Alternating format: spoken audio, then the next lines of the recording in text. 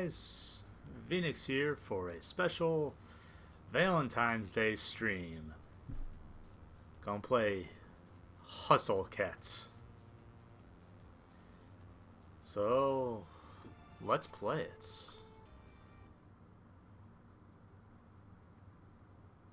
Oh boy. I can change my gender pronoun mid-game. Cool beans. Select my photo. Oh boy. Oh my. That's not as much as I was expecting. I'm a guy. You know what? No, I'll be a girl because this is an otome. Degree? Yeah! Skills: rest management, nutrition consumption, meme curation, 12 WPM. That's me. Avery Gray. Awesome.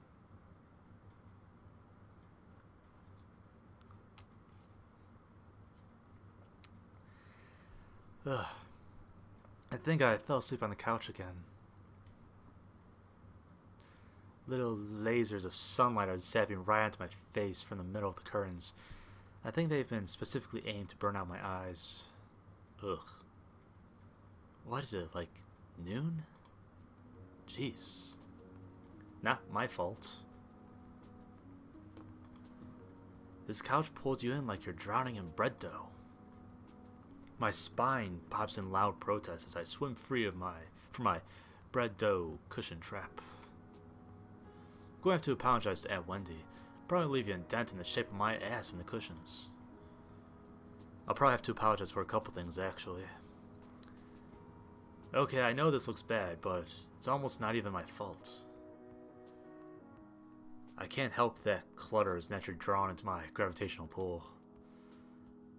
Honestly, it makes me feel a little more comfortable, you know? Like I really live here instead of just like I'm couch surfing at my aunt's. Or like I'm living in a furniture catalog. Not that I'm ungrateful. Aunt Wendy is awesome to let me use her apartment while she's away.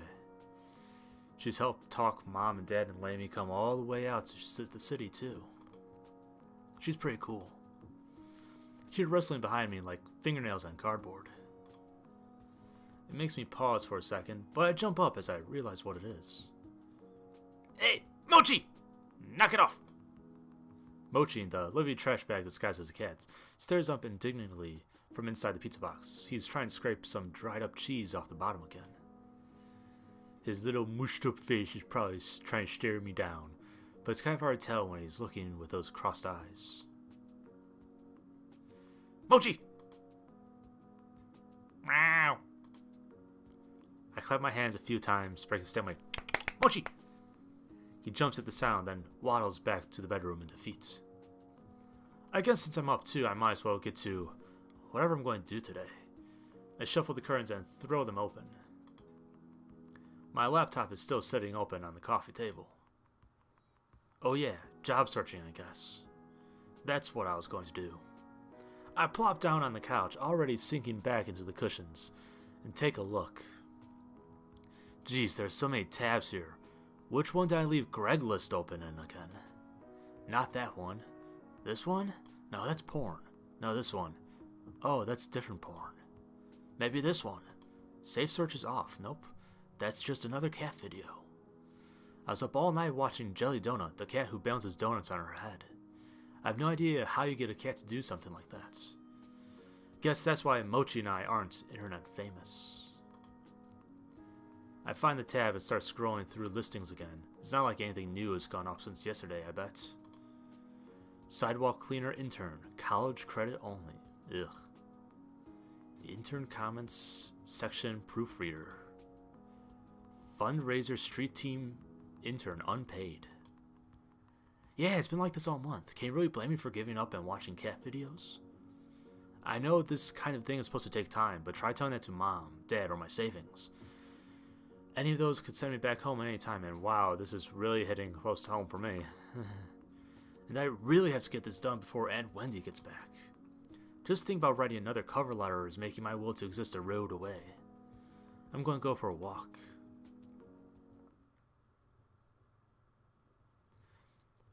When I got here, I expected to be buried in noise from the city's traffic and crowds, but it's actually pretty quiet. The apartment is on a side street far from the main street bustle. From here, the noises of the city are just a distant hum. It's comforting, like the buzz of an old tube TV. I'd have to walk like 20 minutes to get to the train from here, but I rarely leave the neighborhood, so it doesn't really matter. Still, living a small town life in the city, I guess. Whatever, I get plenty of adventure in this neighborhood. Just set out in any direction and find something new, even if I've been down that way before. Sure, I get lost a lot too, but that's half the fun, right? Turn a corner at the end of the block and head up a tiny side street I haven't tried yet.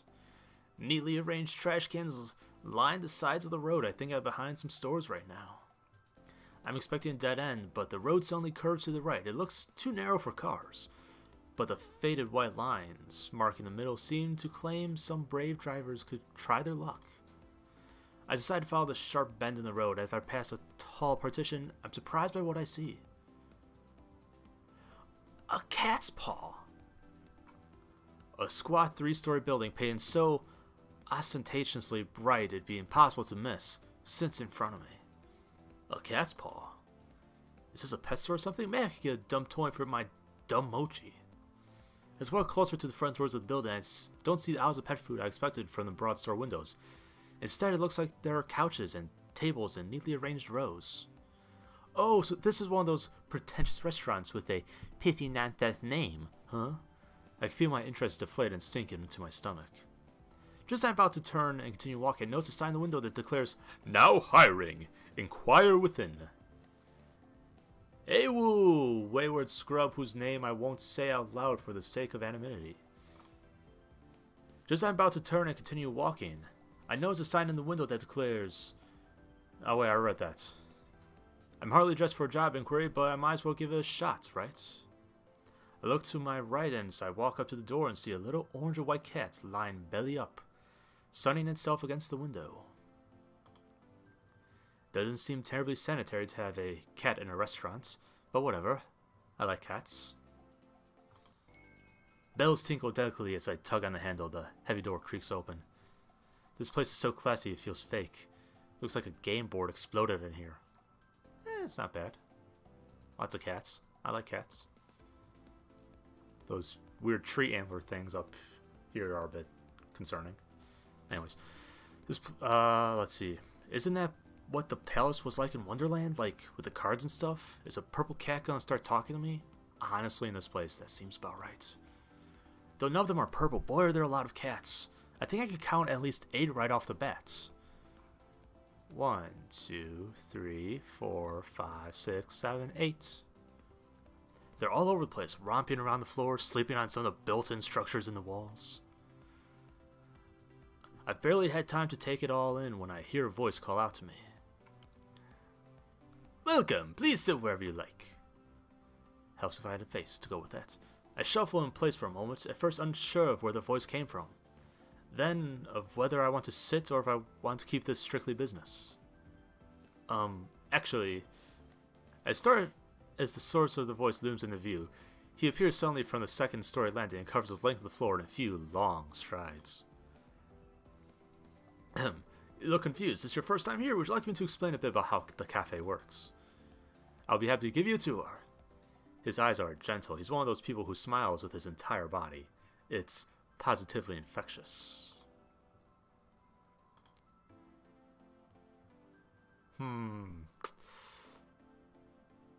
You know what? Sure. That sounds great. Yeah, it sounds great. Oh, that's great. Yeah, that's what I said. He bounds closer and towers over me in both stature and exuberance. It's a little strange that someone like this is working here, because he's more like a big sheepdog puppy than what I think of as a cat person. What's that supposed to mean, bitch? My name is Landry. Just interrupt if you have any questions. Question 1. Are you single? You got it, Landry. I'm Avery. Well, Avery, start off, all of our cats are rescued strays. The owner brings them in for care and socialization. They seem really happy, and having strangers around doesn't seem to bother them at all. We do everything we can to make them comfortable. Many of them are up for adoption. We have a good match rate for our fosters. Over there's a wall of photos of some of our cats that have found happy homes. They're all black and white. Oh, and proceeds from the cafe help pay for their care. The food's really good too. Our chef is amazing. I recommend the key lime pie personally. That all sounds really great. I bet you're really happy working here. Well, it's a lot of work, but I'd like to think it's all worth it. Actually, I saw you guys were hiring right now. Oh! His surprise freezes him for a split second. His broad smile immediately creeps back, but it's enough to pique my curiosity. Who you are? Did my explanation sell you that quickly? You seem really fun to work with. Yeah, you seem really fun to work with. I won't mind spending more time here. Really, I wouldn't mind a cute face like that greeting me every morning. Good thing I didn't say that part out loud. Well, it's not all just having fun playing with cats, you know. There's a lot going on behind the scenes. Oh, that's not what I mean. Any job becomes awesome when you've got to work, buddy. Well, it's true. It does make things go more quickly. We have all different types of people working here. You seem nice, so I bet you'd get along with them pretty well. Before we get ahead of ourselves, you should really talk to the owner. He's the one that would make the decision. He's right upstairs, so I'll see if he's available to meet you now. Okay, sure. Great, have a seat here then. Landry leads me to a seat on the plush couch that spans the length of the wall. I oblige, careful not to look too casual. I'm here on business after all. Business best. Do you like coffee? Would you like some? That'd be great, thank you. Light and extra sweet, please. He disappears through an open archway around the corner. A Siamese cat timidly peers at him as he goes, then at me with a wide-eyed, worried look. Aww. I give it an awkward smile and nod before I realize I'm treating a cat like a stranger in an elevator. Landry reappears a moment later, carefully balancing a black and white saucer, which in turn balances a stout white ceramic mug. The tiny creamer almost disappears in his large hands. He gingerly places them in front of me, careful not to spill anything from either. I put a little bit of milk and sugar in there for you, but I brought some more if you don't like it. Oh no, it looks perfect, thank you. Glad to hear it. I think we drink our coffee the same way then, because I made it the way I like it. Ooh, you like your coffee like you like your men? You have excellent taste. I take a careful sip of coffee as I watch Landry take his long strides into the back of the cafe. He really covers a lot of ground. He's not even moving that much. Could use a little more milk, though. I guess I'm not going to be an adult yet. I don't like that it still tastes like coffee. I pour what should be a little splash of milk, but half the creamer's worth spills in. It almost overflows. Chug, chug, chug. I dive forward and gulp a mouthful from the side before I dare lift the mug and drink like a civilized person. Meow. This cat's looking at me like it's offended by what I just did. What? Like a cat knows anything about coffee. Landry's gone long enough for me to nearly finish the mug. Just long enough for me to wonder where everyone is, and for my bladder to make me need to use to go really bad. The Siamese cat's still staring at me. I'm just going to ignore it and focus on my drink. No! Pet the cat. That's your first test. Pet the cat. Finally, Landry emerges from the back of the cafe, but he's not alone. Ooh, hello. Tall, dark, and... was it heterochromatic? Is that the word? This is Graves, the owner of the cafe. Graves? This is Avery. Graves? Really? Is that your real name? Really? Okay. Sure.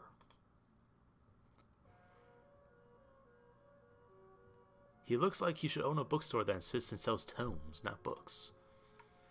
Or maybe like he's about to try and sell you a crystal that'll balance your chakra. Or maybe this is what the owners of cat cafes look like? I've never seen... Ah! His eyes, they're two different colors. I can't focus on both of them at the same time. Which one am I supposed to look at? Straight in the nose, dude. My attention is swallowed by his icy blue eye. Is he wearing a contact to complete his dark Renaissance look?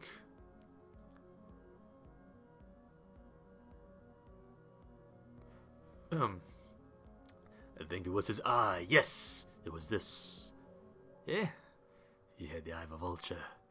A pale blue eye with a film over it. Whenever it fell upon me, my blood ran cold, and so by degrees, very gradually, I made up my mind to take the life of the old man, and thus rid myself of the eye forever. Excuse me? Telltale Hearts, you were looking at my eye. Kids, didn't you read that in high school? Well, yeah, but... Aedes heterochromia, that's what it was. It's more common in cats than humans. He's got this look like he knows he just told a great joke, but there's no punchline anywhere I can see. What a weirdo. I'm not sure I want to work for a guy like this. Dude, this guy's awesome. Then again, he hired someone as nice as Landry, so he's got at least some good taste hidden in there. Would I need to know that to get a job here? I just gave away the answer, so I'll let that one slide.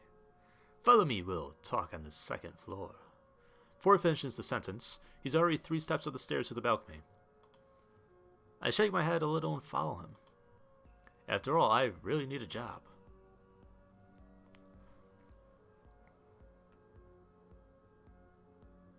We make our way up to the second floor balcony, which, except for us, is only occupied by those amazing looking cakes in the display case. I wonder if I could get a slice on my way out.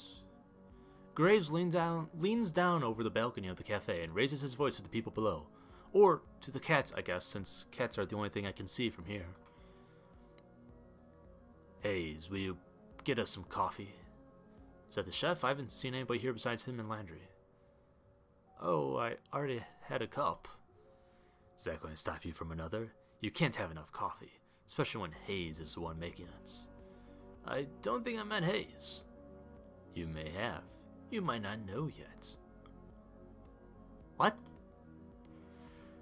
Graves folds himself into the slender chair in a corner table. He pushes the opposite chair away with his foot, nudging just enough to turn it towards me. Come on, sit down. Let's talk.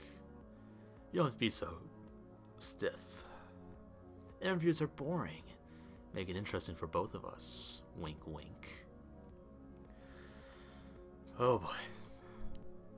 No pressure, huh? Graves sits with this sort of grim pump, like he's sitting in a skull throne and Raven's going to land on his shoulder at any time. Maybe it's more like he's about to roll a die with a lot of sides. Ha! I get it. I bet he's a nerd. Hey, fuck you. Take a seat across from him. That's very typecasting. Just so you're aware, we aren't starting without coffee. Okay. You can talk for us. I meant the interview.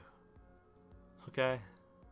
Out of the corner of my eye, I notice a tiny slip of a blonde man standing at the balcony entrance. I jump below. When did he get here? I didn't hear anyone come up the stairs at all. Is this guy a ghost? Graves looks like the type to hire ghosts. Looks terrified by my shout. I think I scared him more than he scared me. Gingerly, he sets 2 mugs in front of Graves. Thank you, Hayes, but you should give Avery the other mug. He sounds like he's reminding a child to say thank you. Of course. Hayes glances up at me. Our eyes meet for a millisecond before he suddenly finds something very important to focus on downstairs. He pushes the cup towards me without looking back up. Thank you. Graves' ring clacks against the porcelain in the cup as he takes a drink. Perfect as always. I don't know what I did without your coffee. It's nothing special, really. He talks like it's the first time he's spoken today. Quiet and low horse. Thanks for telling me that now. That's all. I'll go back to the cats. That's fine.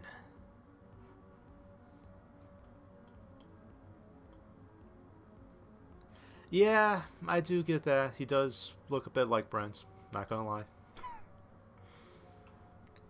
Hayes slips back down the stairs just as quietly as he arrived.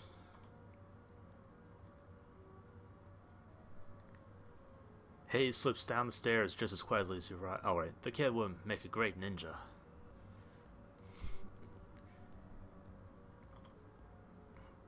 I look down the coffee and see a sleepy cat face staring up at me from the foam. Oh, kitty. It's actually really well done. I look down the coffee, keeps reading the same line.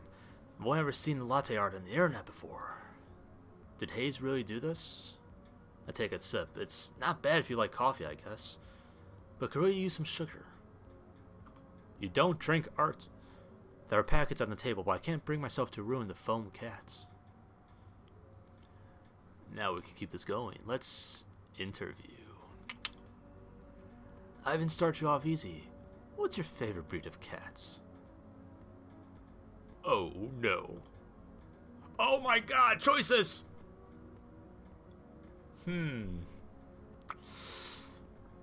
Favorite cats. I mean, my cat's my favorite cats.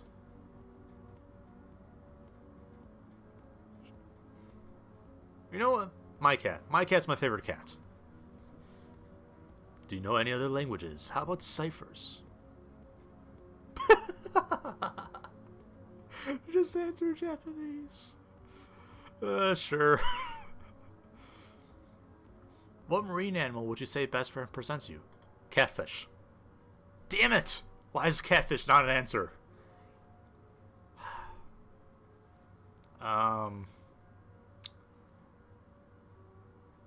Honestly, probably an orca. Wait, why is butterfly an option? What? What?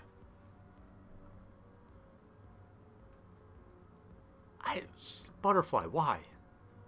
Orca, sure. What genre of music would you use to describe your work ethic? Classically hardworking? Children sing along. Punk, not dead. Just resting. Chiptunes.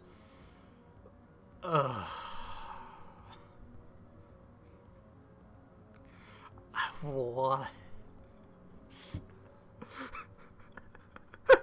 What are these? Punk. I'm not dead, just resting, okay? Scale 1-10, rate me as an interviewer. 10. Draculas or teenage wolves? Ooh. Draculas. Team Edward. I think that was Team Edward.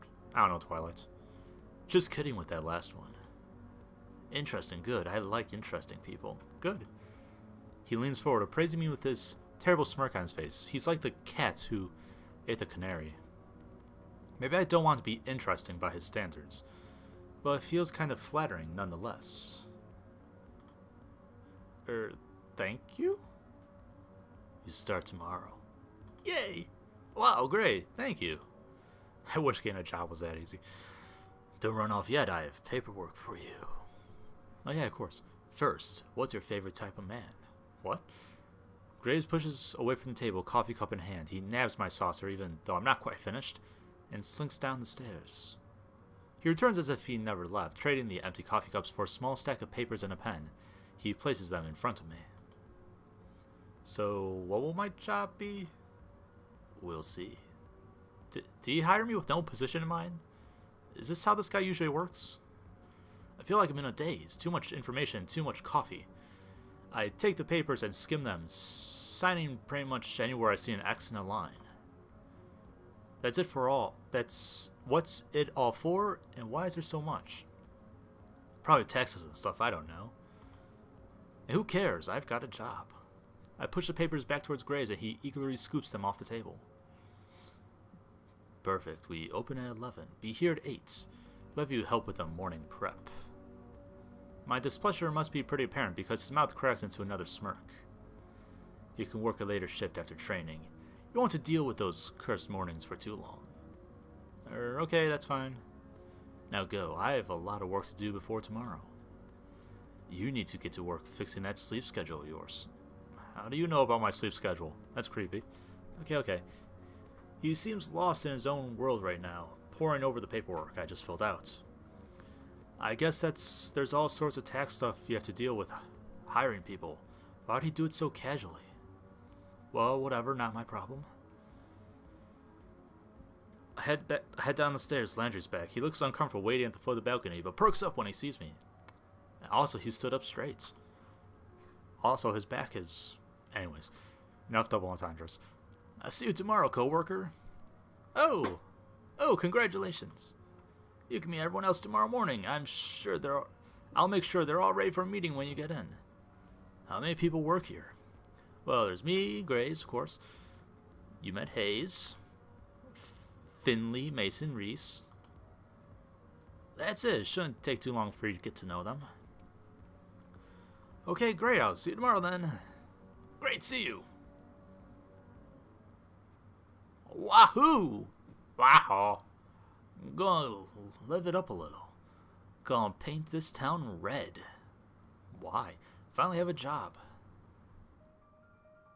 Oh, intro cutscene from Date Night Entertainment.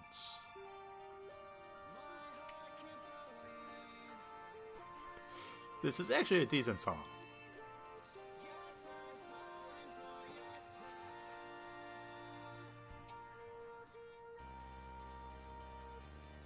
Oh, there's girls I can date in this game? Damn it!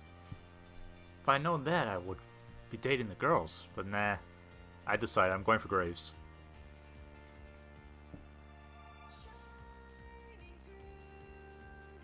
Finley. Landry. Reese. Mason. Brent. Graves.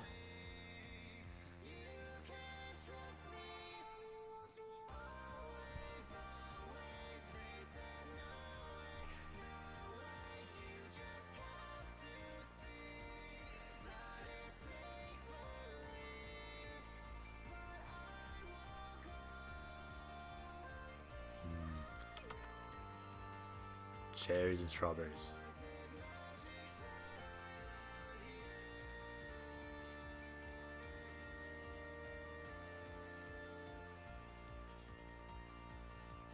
Can I pet the cats yet? I want to pet the cats.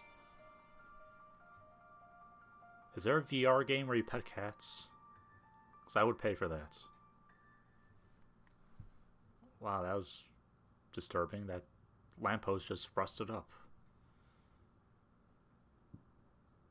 I got lost and didn't end up painting anything, but it was a nice walk. As I head home, I get this distinct feeling of being followed.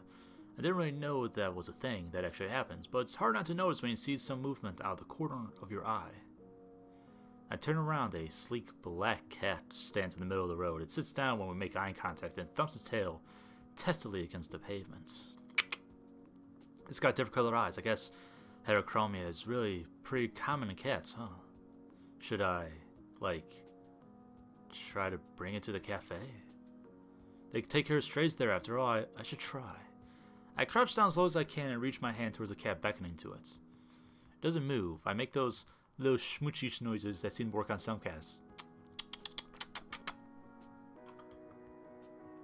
This one doesn't seem terribly impressed. It pins its ears back and looks away, still for a moment, before standing up and slinking into an alley. I guess I should just leave this to the professionals.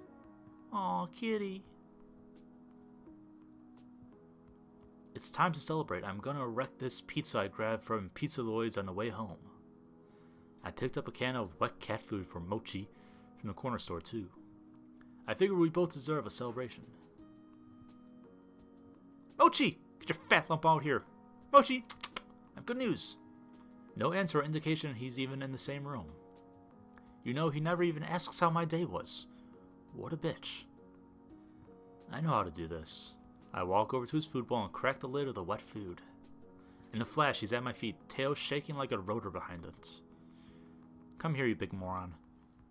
I give him a little scritch behind the ears before I dump half the can into his bowl, and a feeding frenzy begins.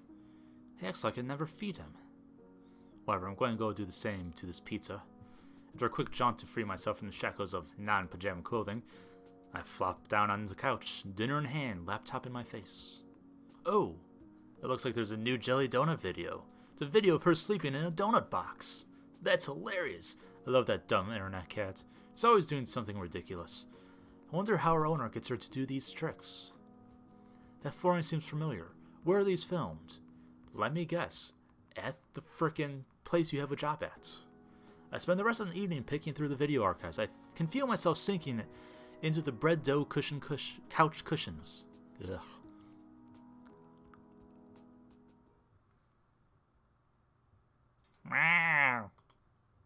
It's so early. What's his problem? May just wants the other half of that wet food. This is why I don't get it for him that often. I excavate myself from the couch and do what I can to mitigate the bedhead situation I have going on. What time's it anyways? I grab my phone to check. Let me guess, it's about 8:07. 7:40. Wow, you actually woke up early. Good for you. Oh, hell! I'm going to be late for my first day of work. I take the world's fastest shower, but there's no time to dry my hair. I would hope I run fast enough that the wind resistance will do the job for me. No time to sort through my duffel. Just going to have to throw on whatever looks cleanest. It's not like Graves said anything about a dress code, so whatever. I do what I want. Mochi trails me closely, howling more and more insistently along the way. It's like he doesn't care about my punctuality at all. No time to mix the wet food the way he likes. I dump a scoop of kibble into the bowl on my way out the door. I haven't seen a cat so offended since the one that watched me mess up coffee. They can both deal with it. Can't believe I'm almost late to my first day of work. And my first job even. What a great first impression to leave. Thanks for hiring me, Avery the Flake. I start out in full sprint to the cafe, but it's only about a 10 minutes walk, so it looks like it might not be as bad as I thought. If I run, I can make it in less time.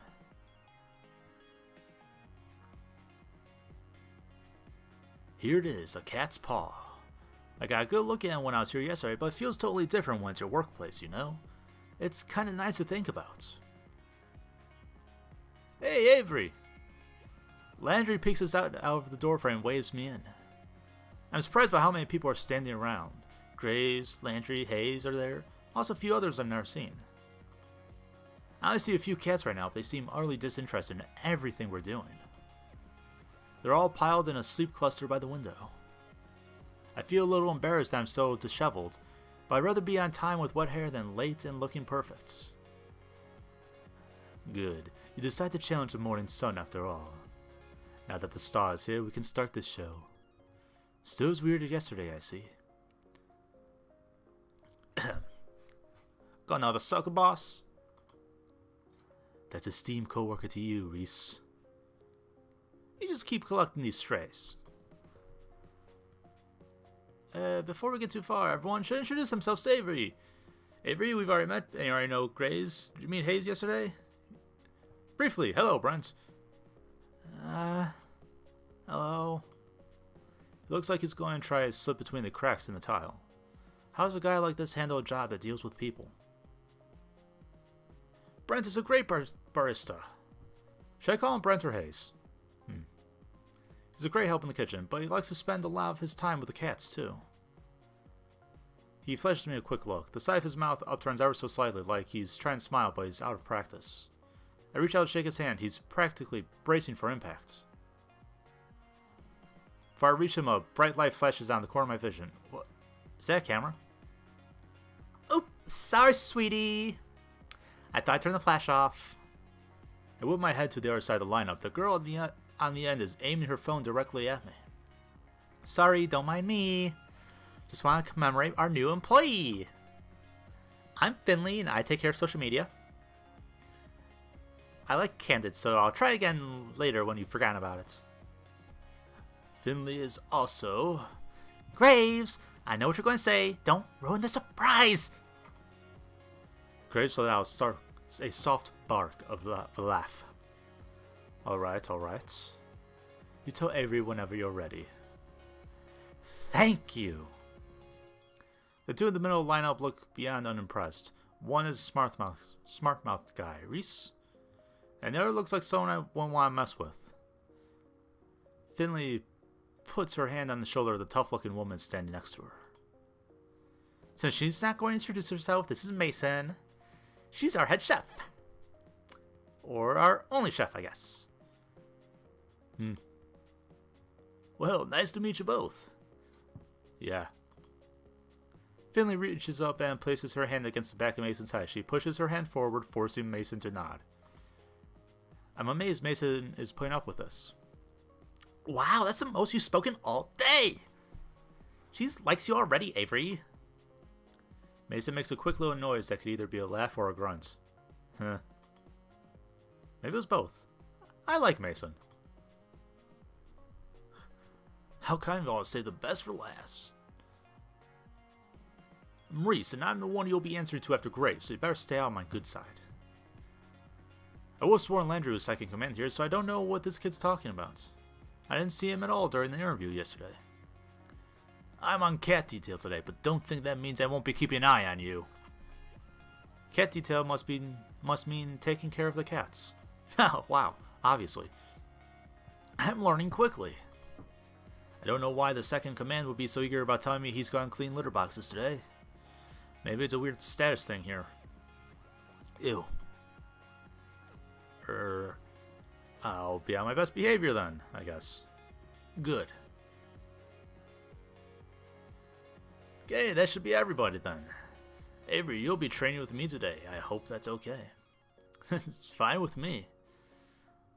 Looks like I'm no longer needed. I have other work to do.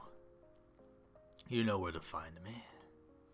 Graves slings to the back of the cafe. I think I can hear footsteps on creaky stairs. Mason and Hayes disappear after him. Avery, did you have breakfast? We're going to have something to eat before work if you'd like to join us. It's tradition. Sounds great. Fed my cat, but I forgot to feed myself. Reese has already seated himself at the long booth seating along the wall. He scoots two of the tables together and Landry pulls over another chair. Great, just sit and relax. Mason's just finishing up breakfast. I move to take a seat, but Finley blocks my path. Avery, before you sit down, I have a question for you. Sure, what's up? Okay, is that... Voice drops, almost conspiratorially. She leans in to whisper. That's an IKEA shirt, isn't it? He is my favorite too. What? IKEA? From the Blast Zone? From what? Look, you don't have to play dumb. I get it. No, I really have no idea what that is. Is that like a show? Is this shirt from something? Oh, no. Never mind, don't worry about it.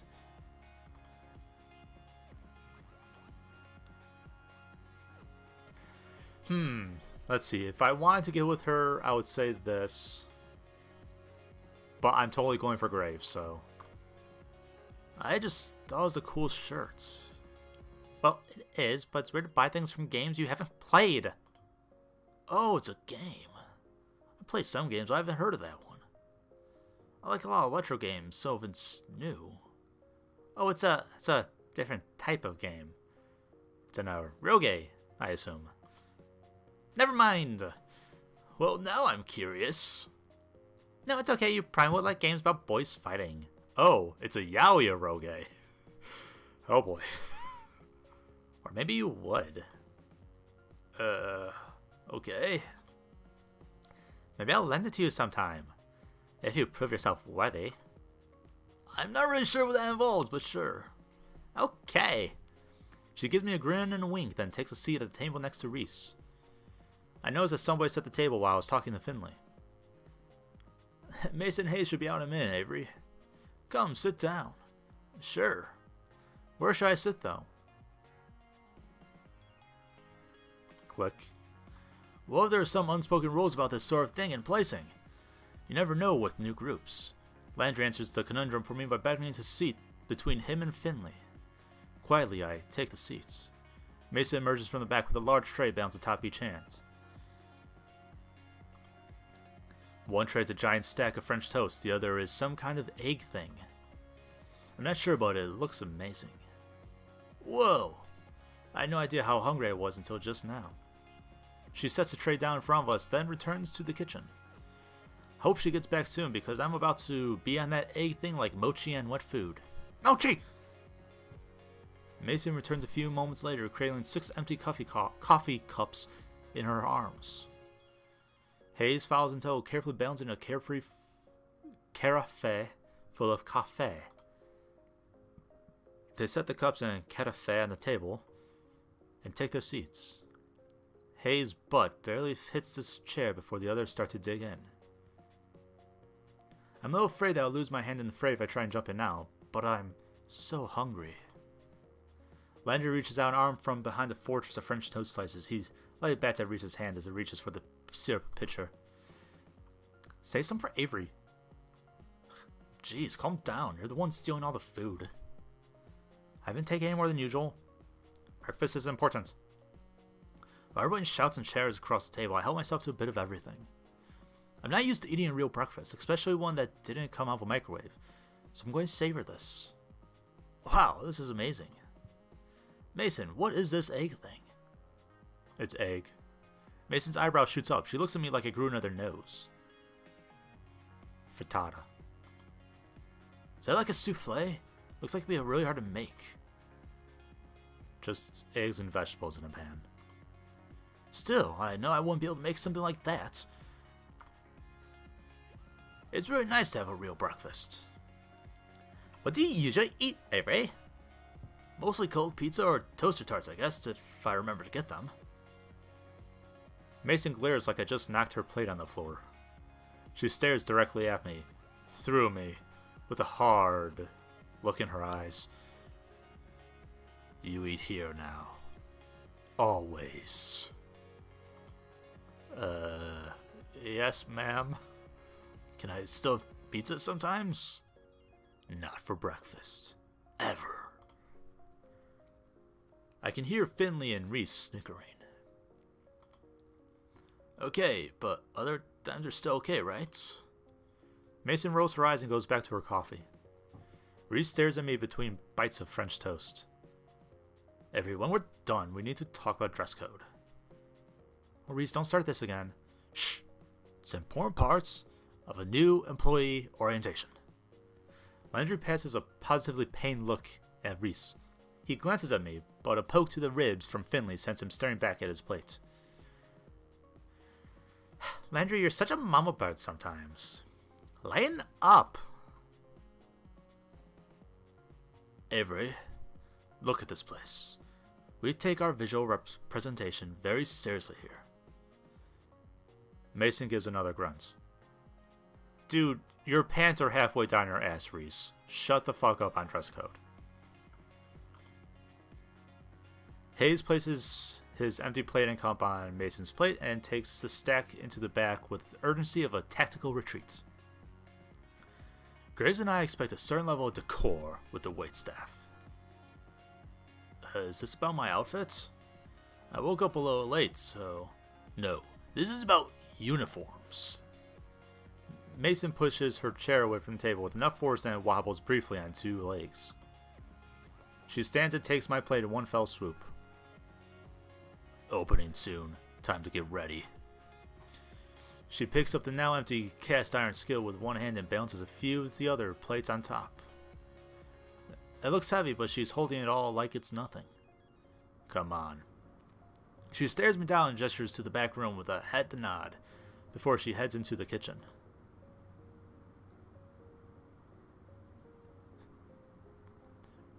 Don't think you can run off so easily, Avery. You can run up if you don't have your uniform.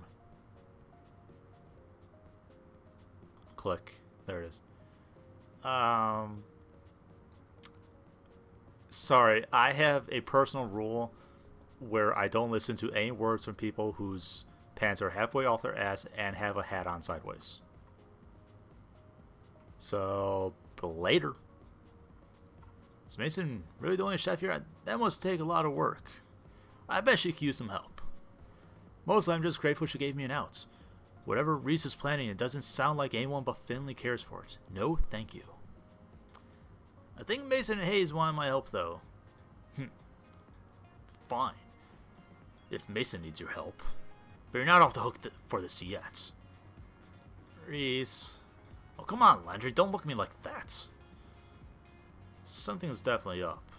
Whatever it is, I'm not gonna fall for it. I'm too smart for you. Well, I'll be back once Mason says I'm done. I quickly retreat back to the kitchen before Reese can delay me further. Even though I work here now, I still feel like I'm trespassing on hallowed ground. I've never been in a restaurant kitchen before. Heck, I'm barely in my own kitchen. It smells amazing, almost enough to make me hungry all over again. Hayes is at the sink, carefully scrubbing the iron skillet we used for breakfast. It looks like he's already got the dishes on lockdown, to be honest. Mason only spares me a glance. She's already back to work, and it looks like there's a lot of it left to do. She dips a long spatula into a big metal bowl and heaps a glob of frosting on top of a cake. It's mesmerizing watching her move as she works to smooth the frosting. Can I help? Any experience? With what? Bacon?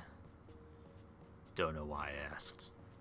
She doesn't bother looking up, but it feels like she doesn't have to see the cake to decorate it. I bet she could do this in her sleep. Don't touch anything. You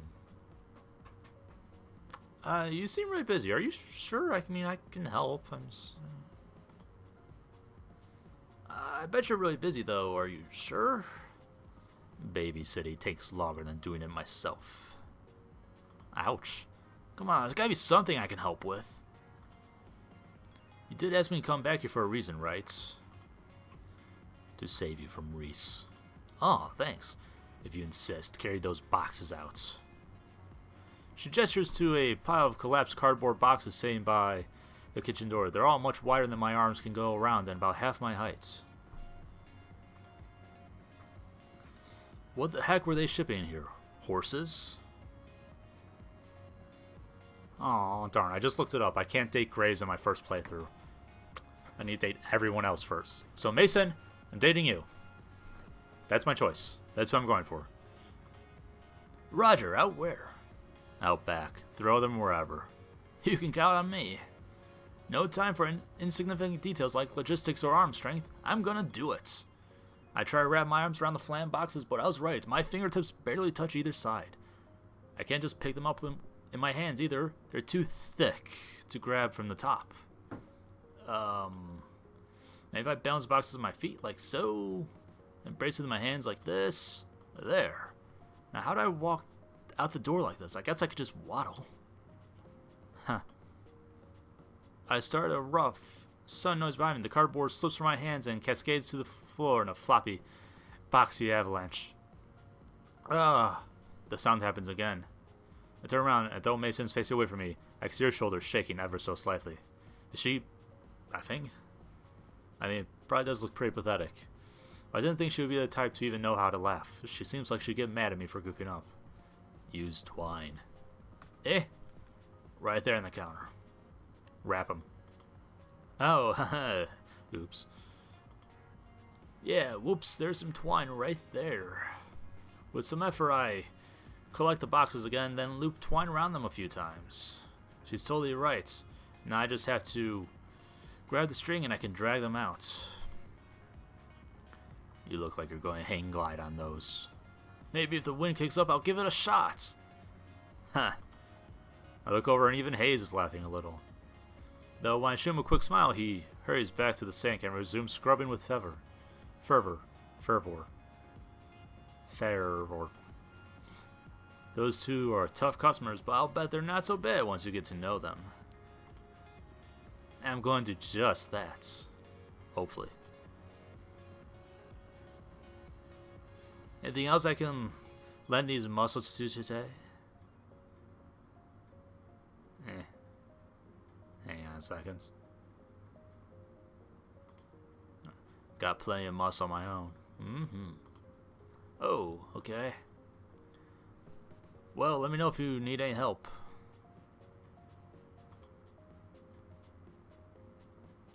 I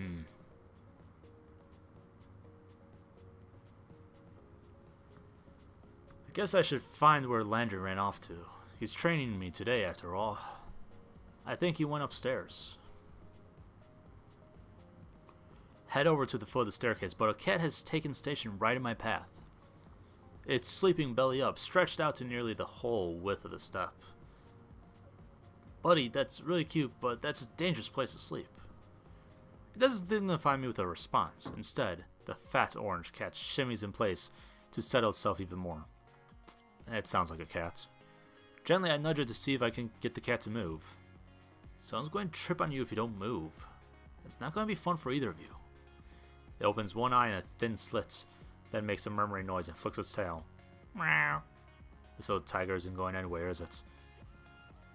Are all the cats here this spoiled? Guess I'll have to pick it up and move it myself. I lean over and scoop it up, but as I do, a tiny orange and white bobtail cat whizzes past my feet. It stops in the step below the sleepy cat that raises one paw and bats the other cat squarely on the forehead.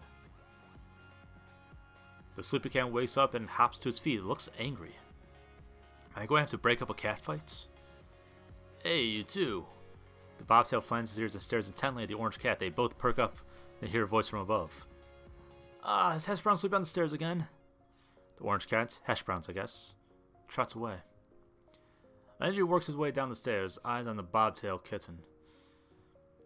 Was it really necessary to smack him? You should be nice. Bobtail turns his hand away in a wide arc, almost as if giving an okay, whatever, in response. It lazily struts over to the windowsill and takes up sentry. The cat's name is Hash Brown's? Haha, yeah. Graves names all the cats here. He comes up with some interesting ones. What are some of their names? Well, at the moment there's Ramona, Shunsuke, Kotick, Owl, Bramblebelt, Now, Hisa, Valentine, Marina, Ein, Junta, Jamband, and so on. There is nothing in common with those. Holy crap. Which one was that bobtail? Oh. His face falls. Why does he look so nervous? That's... why don't you ask Reese later? Huh. Is that his cat? Did he name it or something? Is it a bad name? No, he's... Grace should have told you about... Let's get to work. It's time to open. Landry isn't having any more of this. He walks past me to the front door without a glance. He unlocks it, flips the sign from closed to open. And ta-da! Your first day at a cat's paw has begun. And... nobody's here. This is a little anticlimactic. Yeah, I mean, you're a cafe. The mornings are usually pretty slow. Also, you've apparently been here for 3 hours already? How long was breakfast? Because it's supposed to open at 11. Might pick it up later. You show up at 8 and then... oh, wow. It didn't.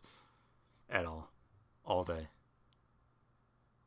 Sure, a few people came in and Landry had me wait their tables while he supervised. It went pretty well and I made a couple bucks in tips, but that was it. Finley came down a couple times to check in and I saw Mason and Hayes every time I went to the kitchen, but I didn't see Reese at all. Reese's bobtail cat, on the other hand, was all over the place. I think I see why he'd take a shine to this one. They're both complete hams. Not that I mind that was slow. It just meant I got to play with cats more. There are like 10 of them here? Maybe? I can't get a solid count on them. They seem to vanish sometimes. Looks like there are a lot of areas around here for them to hide. Wait, this isn't Landry? What? You're not Landry. I'm confused. Thank you for your help today, Avery. Landry, Finley, and I just finished wiping up. Why would you have Finley show up when Landry's talking? Mason was gone before the cafe closed. I don't know where Hayes went. So, how'd you like it? Is it always this quiet? I mean, not that I'm complaining. Not always. Tomorrow should be busier for sure. I've got plans. Oh, we should get here early then. Don't say that like you aren't always early. Oh, I have to come in earlier? Don't worry too much about Avery. Just show up at your regular time. Okay, thanks. I mean, I've only been here 1 day, so regular time is still 8, so... not helpful. Can't imagine what busy means here. What, like 6 people in here at the same time? I've got a little more work to do on the blog, so you all go ahead. I'll close up if Graves doesn't get here to do it. Oh, thank you.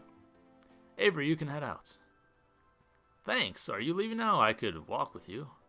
Oh, I'll be out in bed. You go ahead. Please tell me these people turn into cats. Oh, alright. See you all tomorrow. Night!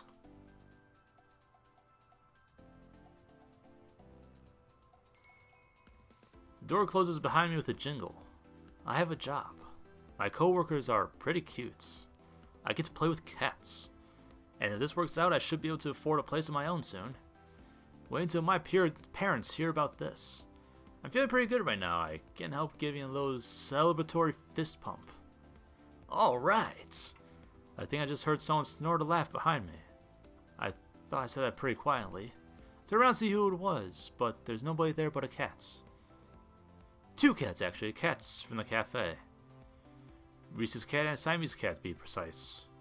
Crap! How did they get outside? Yeah, the black cat does look like Graves. I'm pretty sure this is, this one here that the mouse is sort of over.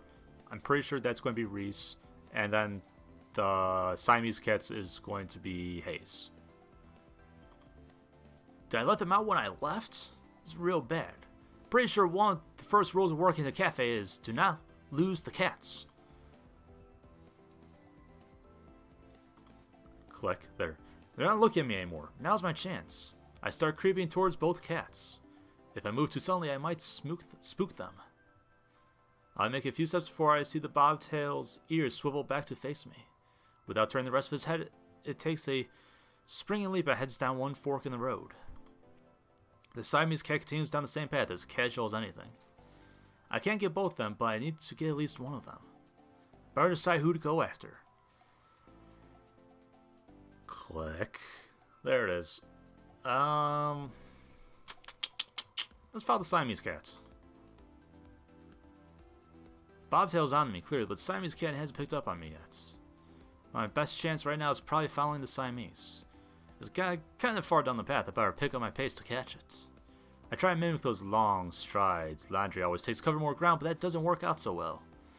Jogging's going to be easier. Or not, my feet are falling harder on the ground than the cat notices. It's going faster now, so I better pick up the pace. I break out in a full run to follow him.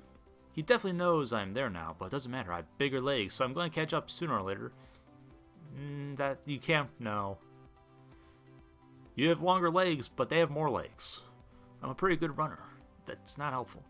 Finally close the gap between us. Suddenly the cat screeches to a halt and jerks around to face me. Oh boy. They are cats! Fuck! Great. Oh boy. It's hateful boyfriend all over again. Why are you chasing me? Because you gotta... Wait, what am I saying? What are you saying? How are you saying? It's me. Ace. Last I checked, Hayes was a guy with glasses. He didn't seem like the pranking type Hayes. The Hayes cat is puffing up like a dusting brush. I feel bad this cat's getting caught up in whatever shenanigans are trying to pull me through right now. Oh, Lord. This seems like it should be against work procedure. He's telling the truth, Avery. The voice comes from... I wore around to see Landry, but he's not there. Down here. I'm laughing too hard. Oh, give me a second. Give me a second. Oh, Lord. Okay. I was not expecting them to actually be cats. I readjust my gaze downward. Oh, come on. No, this isn't a joke, Avery. You're just on a lot of mushrooms right now. We laced your dinner. Landry Cat takes a few steps past me and sits down in front of Hayes Cat. Even as a Maine Coon, his gait is long. No, come on, come on. No. Nope. Grace, tell you... Tell me what? That you're all cats? That you're all secret cats? That makes no sense. It's the dumbest thing I've ever heard. I'm sorry, Avery. I thought he told you. Is that why you're acting weird? You were keeping something like bonkers a secret? It's not easy to talk about. Whenever we leave the cafe grounds, we turn to cats. I'm surprised to hear Hayes pipe up, fall people. All cats. Cat people? It began around the time we started work here. Oh god, am I going to turn into a cat? No! Graves calls it a curse. A curse. A curse! This is too much. Though, I don't know if everyone thinks of it that way. But wait. Everyone Is everyone in the cafe a secret cat? Yes. Graves too. Nobody has seen him as a cat, but it seems safe to assume. Am I going to turn into a cat?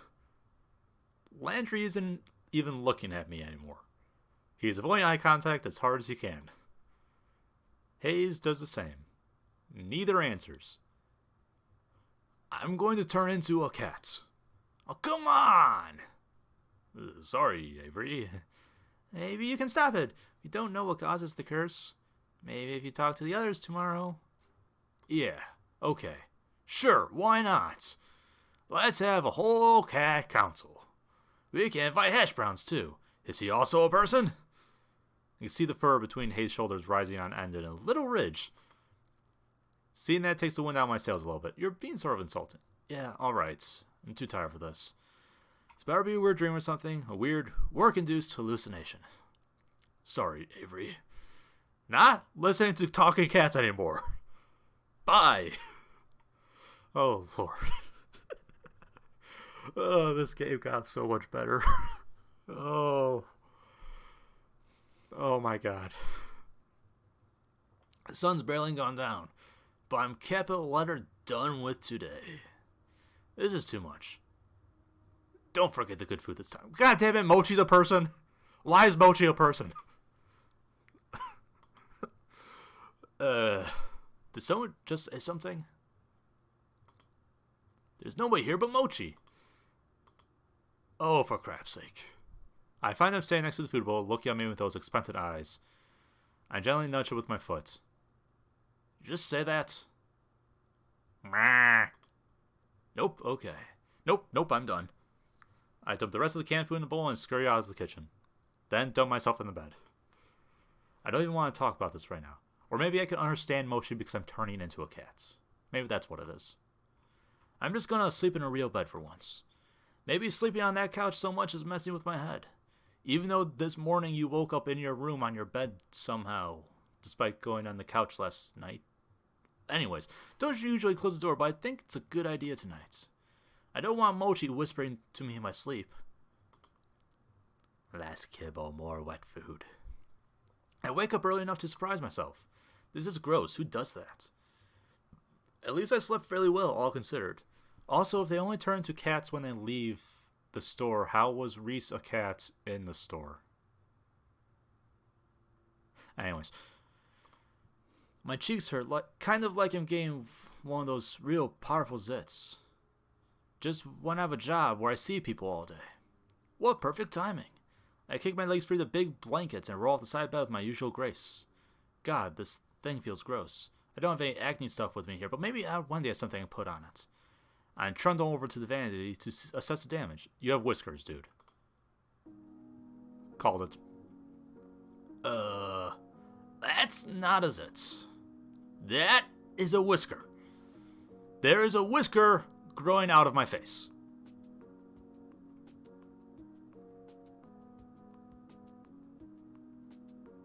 Black screen. Okay, I had to click. It won't come out. I thought at first maybe it was Mochi's and it got stuck in there, but nope. Growing out of my face. I tried to pluck it. That was probably one of the worst ideas I've ever had. Now I know just how sensitive cats' whiskers are. Is this really how the curse starts? I've been pacing around for too long. I gotta go to work, but how am I supposed to leave the house like this? What if someone sees me? I guess I could try to cover it with something. I dig a bit and find some dust masks under the sink. Maybe that'll do the trick? I could pretend I have a cold or something. That's so Japanese. Or not, because trying to put it on feels really awkward against my face. Because I have a freaking whisker there now, which are used to determine whether or not a cat's body can fit into a small place. I'm at a loss here. I called one of the staffers, but I didn't get any of their numbers recently. I guess it'd be hard to use a cell phone as a cat anyway. That's fair. I'll just have to go to the cafe and hope someone's there to ask. I didn't run into anybody on my way to the cafe yesterday, but knowing my luck, there'll be a whole crowd or something. I keep my head down and walk quite quickly. Jeez, my face itches. Hope another one isn't coming in. The thought is enough to make me pick up my pace. Riding to work is going to be a theme for me. Maybe it'll keep me in shape. I just hope I can keep my human shape too.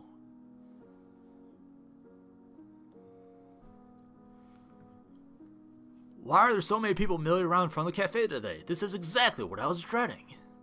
It's like they showed up specifically to look at the magical mutating cat person. As I approach the cafe, the whisker falls off like a dead leaf or something. Look at it, just fluttered to the ground. I lean down and pick it up. If I hadn't seen it happen, I would have thought it fell off one of the cats. This is stupid. This is so stupid. My eyes start to sting. I can't tell if I should be mad or crying or both. That's actually more of a Chinese novel thing, but this is really, really stupid. I don't want to deal with it. Oh, this is a different viewpoint in the cafe. That's good. Normally you don't get that. I kick the door open with my foot, but it's actually pretty heavy, so it just sort of nudges open. Where the hell is Graves? Looks like most of them are already here.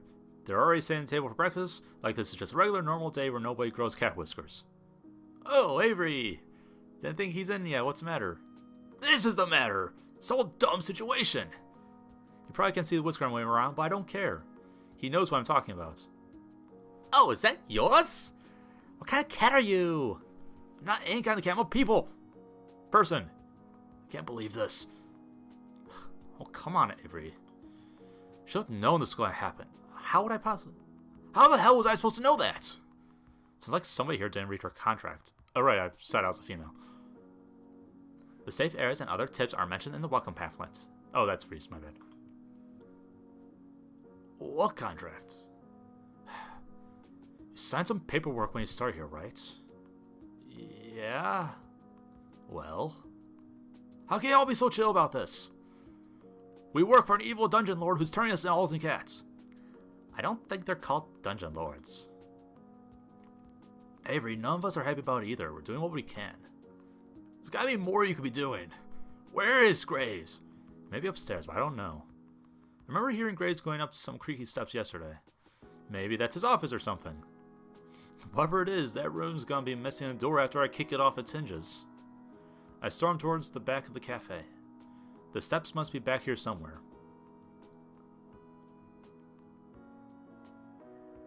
Hayes and Mason are in the kitchen. Hayes is gawking, and even Mason's got an eye on me. Avery, where are you going? Had enough of this. I'm going to give him a piece of my mind. What?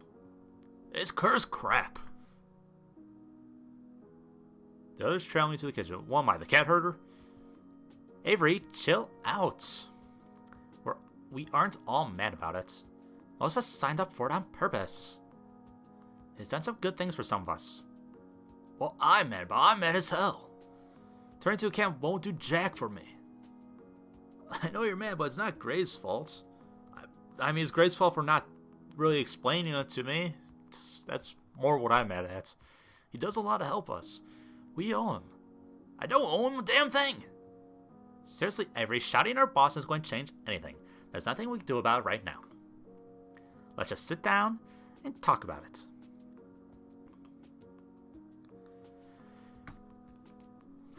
Let's see, should I quit immediately? No, that would probably not be a good idea. I guess I see what you mean. Now, come on, don't be such a salty caramel latte. Finley puts her arms around my shoulder. I try to shrink her away, but she redoubles her efforts. I've never had someone be so forceful about comforting me. You like donuts, right? How about jelly donuts? What does that have to do with anything? I think it's time to show you this cactus isn't all bad. She gives me a quick wink and a punch on the shoulder. Go sit down at the table. I'll be out to show you in a sec. This is still so stupid.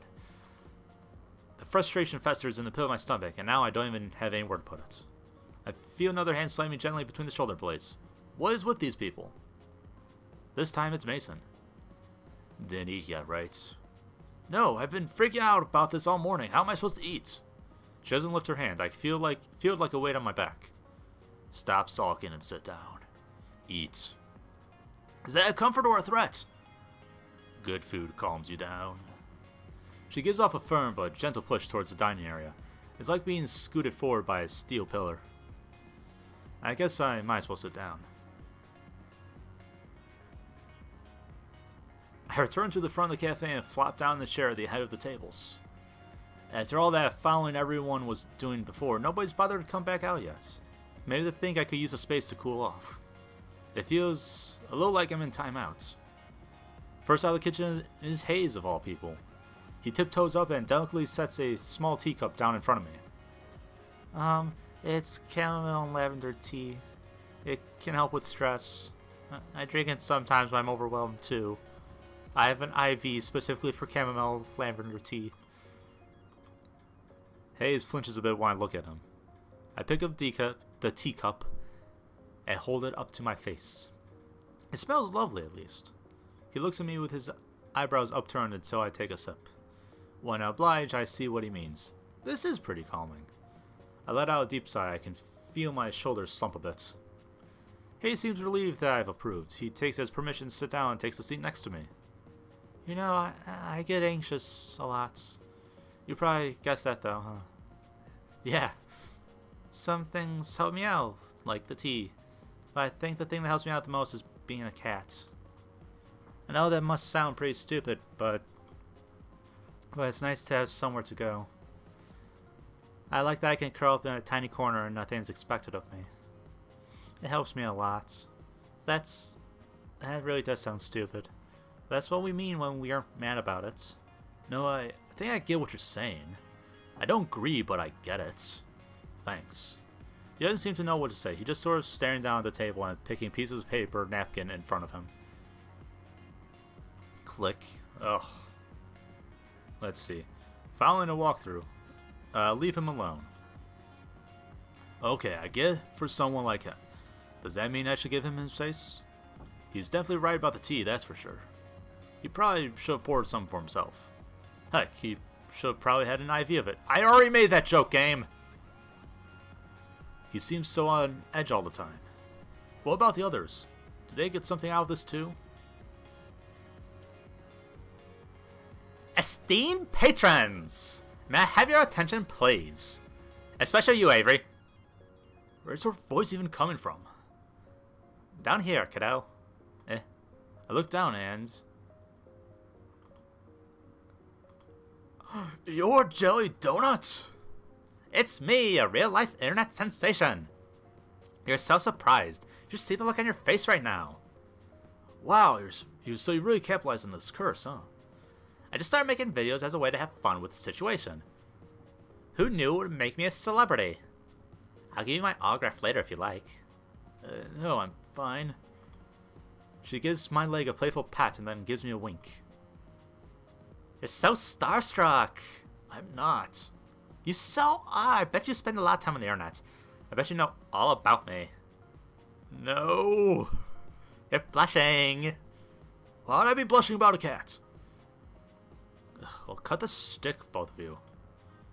Reese saunters up, serving platter in hand. He nudges Finley aside with his foot, scooting her a good distance from the table. Rude! Are you over your temper tantrum, Avery? Well, I almost was, but then you had to come in here and call it a temper tantrum. No sense of humor, just like I said. Wow. That teacup sound was very loud in my head. He reaches over my shoulder and sets a plate of pancakes down in front of me. Finley, go change back. I don't want your dirty feet on the table. God! I'm gonna sneak nip into your clothes next time you're on cat detail. Despite her threats, Finley saunters off, tail flicking into the break room. She returns a moment later and flops down the seat across from me, but not before grabbing another stack of pancakes from Reese. She's already digging into her food when Mason comes from the kitchen and takes her usual seat. Landry follows close behind with another tray of pancakes, and the rest of the table pounces on their breakfast prey. How are you feeling, Avery? Better, I guess. Glad to hear it. I didn't mean to spring this on you, but I think we all forgot how confusing it all was at the start. I know I assumed you already knew what was happening. So am I the only one who didn't read the contract? Didn't say like, hey, I'm going to turn you into a cat, or something? Not in so many words, at least. But of course we all read, right? Wow, the varying degrees of sheepishness going around this table right now. Nope. I didn't really understand the safe zones talking thing. I thought it was about safety protocols, but I didn't ask. Hayes shrugs and looks intently at the maple syrup pooled on his plate, which I'm choosing to interpret as no. I skimmed it? I got the potential for great power, but at a price part. But the specifics... Oh my god. Oh my god, all of you. No wonder I'm the one in charge here. Point is, Avery, we don't want you to feel like you're alone. We tried to find out more about it, but we all hit dead ends. Yeah, you can't exactly wiki how to cure a cat curse. Well, you can, but the results are... Well, they aren't from the internet. Why didn't you just ask him? Oh yeah, I did, but he said something like... Ahem. We are but actors on the stage of life, and we have been cast in this drama of this cafe. That sounds like something he would say. You bought that? Everyone just sort of nods and agrees with Reese. Wow. But we're all in this together. We're like teammates now, and we can figure it out, with or without Graves. Yeah, you're right. We can do this. I raise my fork, pancake piece still attached, like a musketeer giving a salute. I give varying nods and murmurs of agreement. No boy follows my example. Thanks, guys. I thought we could have made this a thing. What we need to figure out first is crowd management. Jelly Donut days are rough, and we need to be ready. I think I should spend time with Mason. To help her in the kitchen, of course. Hayes, too. I'm okay with that. We might need you both to come out and help us from time to time, too. We can't spare anyone else besides Finley for cat detail today. You know how these days go. No cat breaks. Sorry, Hayes. I know. Avery will be the main two covering the floor. Hayes and Reese will be out from time to time if we get really swamped, and Graves should be here later to help us out. It might be a bit hectic, so I hope you're okay.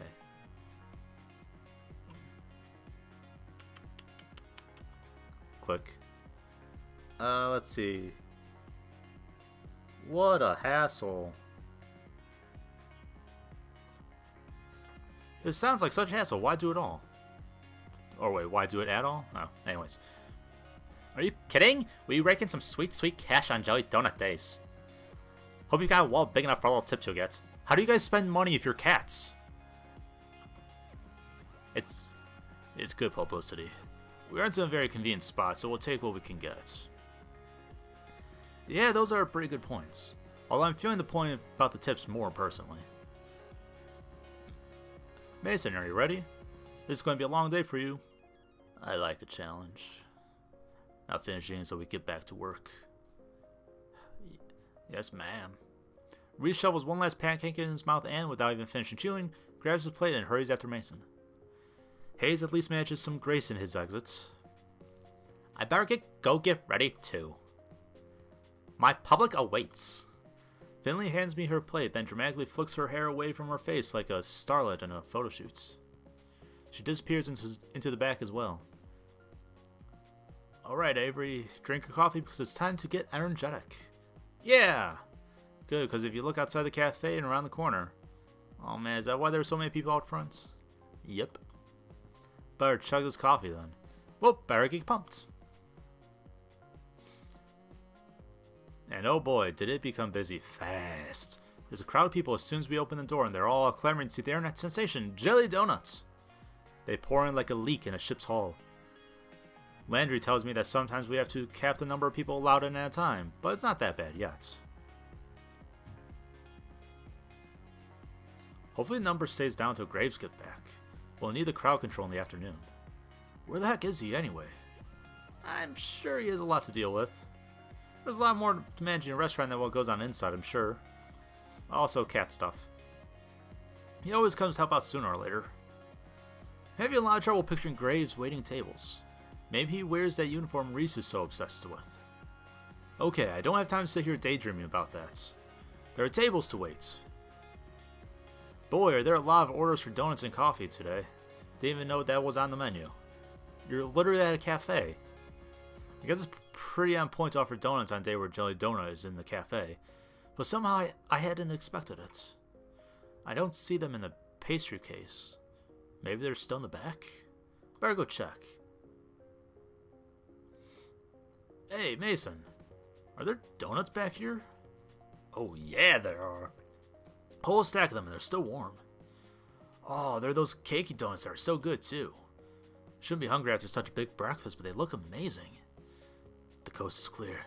I don't see Mason. Hayes and Reese aren't even in the room. I could just... I'd better not. Mason would be mad at me. Get together, Avery Gray.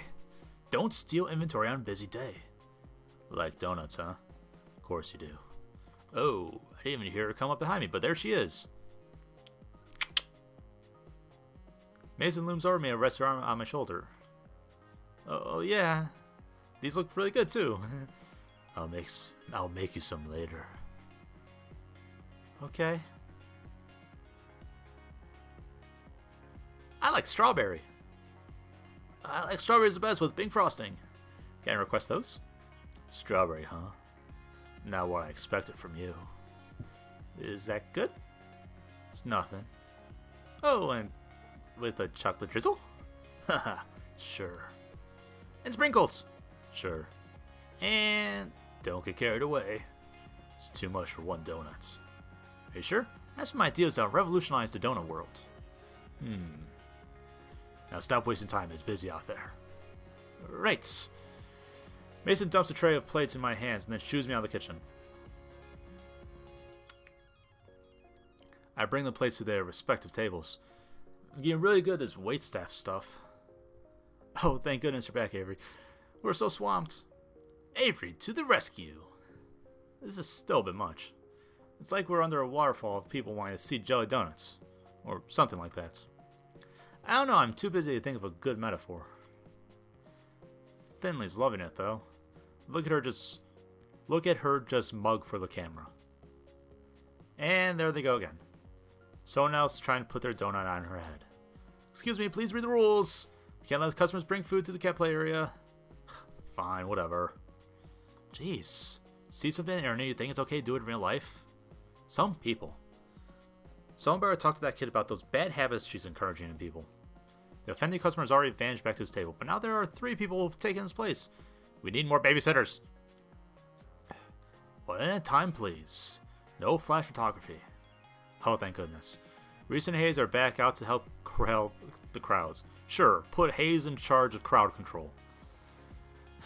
Reese has taken a spot at the door as the world's tiniest bouncer, and Hayes is taking someone's order. Which reminds me, I better get back to work too. We're in the final stretch, but dang, is this exhausting. My pockets are bursting with tips, but that's not much consolation if I feel like I'm never going to leave this place.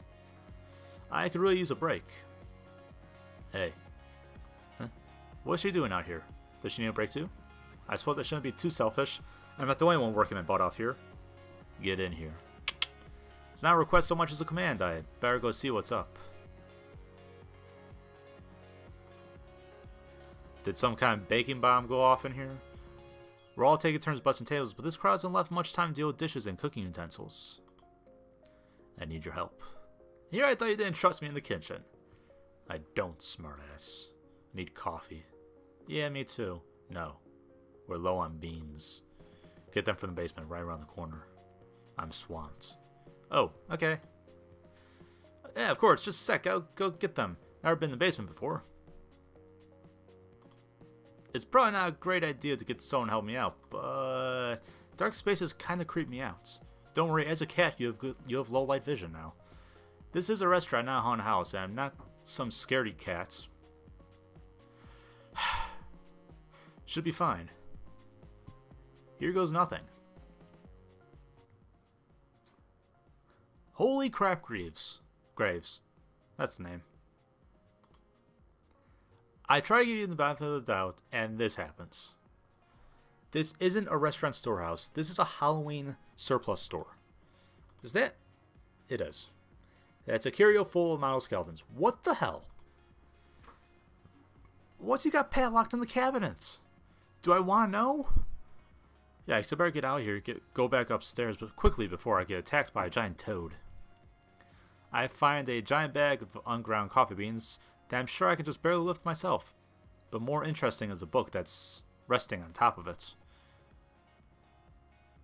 The Necromeownicon? With its worn leather cover embossed with silver swirls in shape of a cat, it looks like a spell book or something.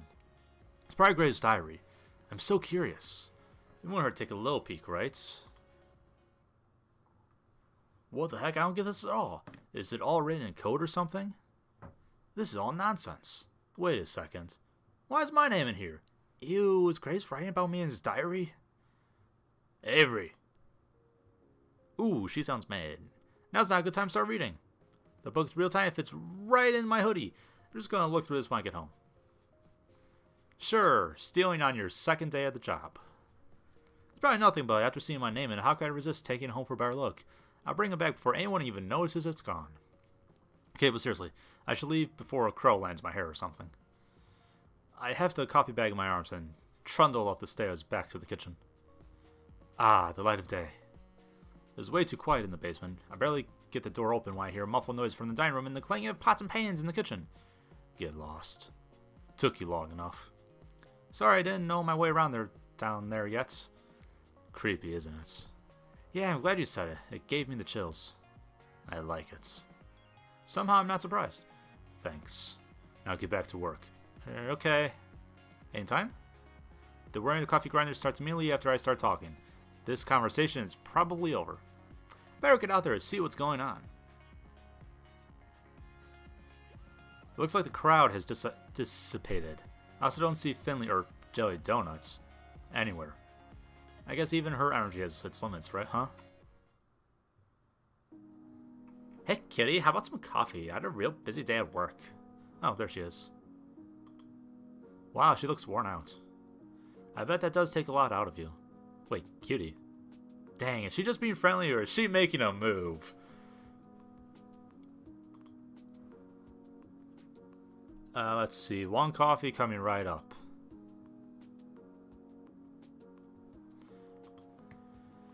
You want me to put anything in it?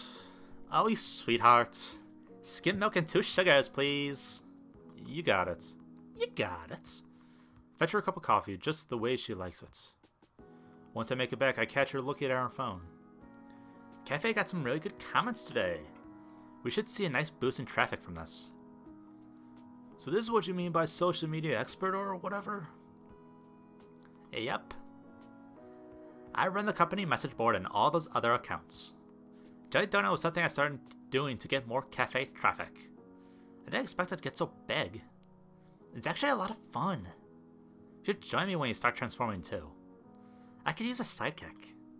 Oh, yeah. I forgot about that until just now. Thanks for reminding me. Oh, sorry. Just trying to help. Here, come sit with me a sec. It's quiet enough that Landry can take care of the remaining stragglers, so it should be fine if we sit for a minute or two. Wait though, it's gonna be fine. We all stick together here and you're part of the family now, got it? You have sprinkles in your hair. She reaches up and finds a treasure trove of sugar stuck in her bangs. Haha, so I do. I mean it though, got it? Yeah, thanks. Got any room for another at this table? Guess there weren't too many left after all. I glanced downstairs and it looks like he's already locked the door. Always! Landry scoops a chair next to Finley. I guess the cafe's closed now. Expect you all won't spend too much time lollygagging. I've cleanup to do. Oh, God. Jeez, Dad! Lollygagging? Really? I don't know, it's the first word that came to mind. God. Reese, why don't you sit with us too? We could all use a break. I suppose so. Where are Hayes and Mason? Oh, you know Mason, she's probably already gone. She doesn't stick around after shifts to help with cleanup? She gets here earlier than any of us for prep, so it's only fair she also leaves early. Besides, I think she has something that she does after work. As a cat. What, as a cat? Hey, don't judge. Well, what kind of cat she is anyway? It feels kind of rude to think that, but you know what they say about curiosity and cats. Yeah, they kill them? I should see if she's here to thank her for her work. I'll be right back. Tell Hayes to come join us if you see him. You got it. Wow, the kitchen's pretty clean already. Was Mason that quick? Oh, there she is. I caught her before she could go. Hey, Mason! What? Oh, you busted your butt today. Thank you. It's my job. She's already got one foot out the door. She seems irritated that I interrupted her. Click. There it is. Let's see. It's, do you want me to walk you home? Yeah. Do you want me to walk you home? Macy gives a sharp snort of a laugh. You think I'm going to get chased or something? There might be dogs in the neighborhood, to be fair. Stray dog. God, stop making the jokes 30 seconds after I do. No, I thought it'd be nice. We could talk and stuff. We're talking now. I guess so, huh? Well, where are you going? Do you live near here? Don't we all? Ha ha ha. Okay. Is that all? Well, I guess so. Good night, Mason. Yeah. She disappears around the corner, but a second later I catch a glimpse of a lanky orange cat with a crooked tail. Maybe that's her.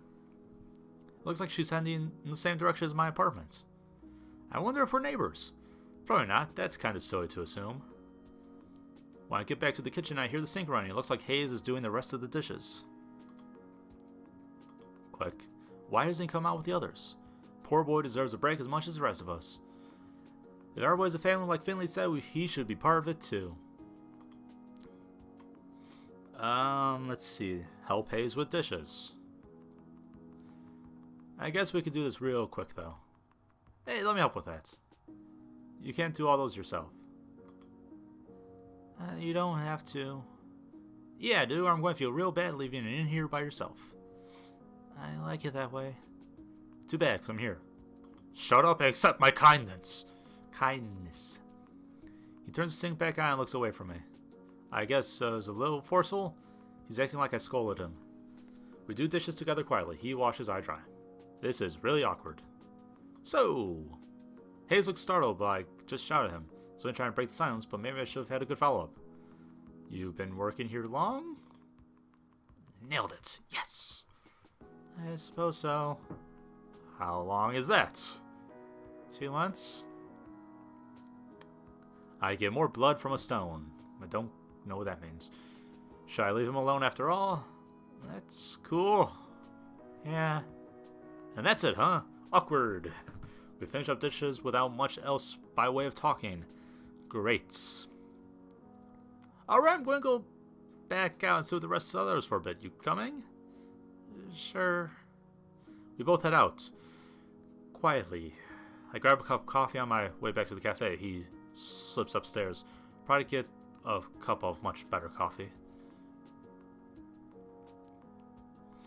Head back upstairs, coffee in hand, return to my seat.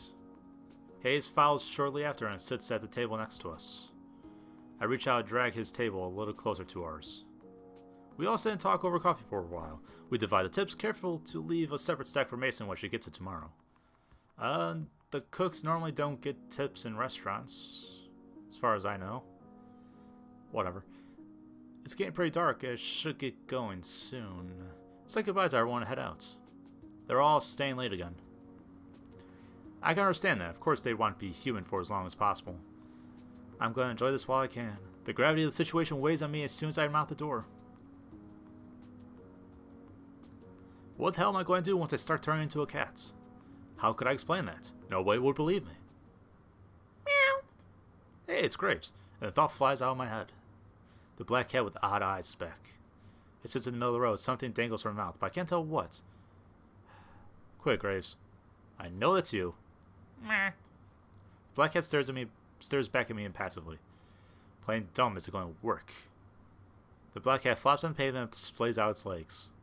Is it flirting with you now? Okay. It's not even looking at me. Maybe I'm off on this hot tip after all. Guess sometimes a cat is just a cat. Everything's getting to me. All the more reason to go home and get some sleep. I'm almost home now. I should figure out what I'm going to do for din. Ah! Something just hit my back. Get off, get off, get off! Wait, it's gone. I see the black cat at my feet. What the hell? Damn it, Graves! Don't care if this cat's Graves or not. The cat's name is Graves now. I'm calling it that till I'm proven wrong. Meow! Black cat trots off somewhere.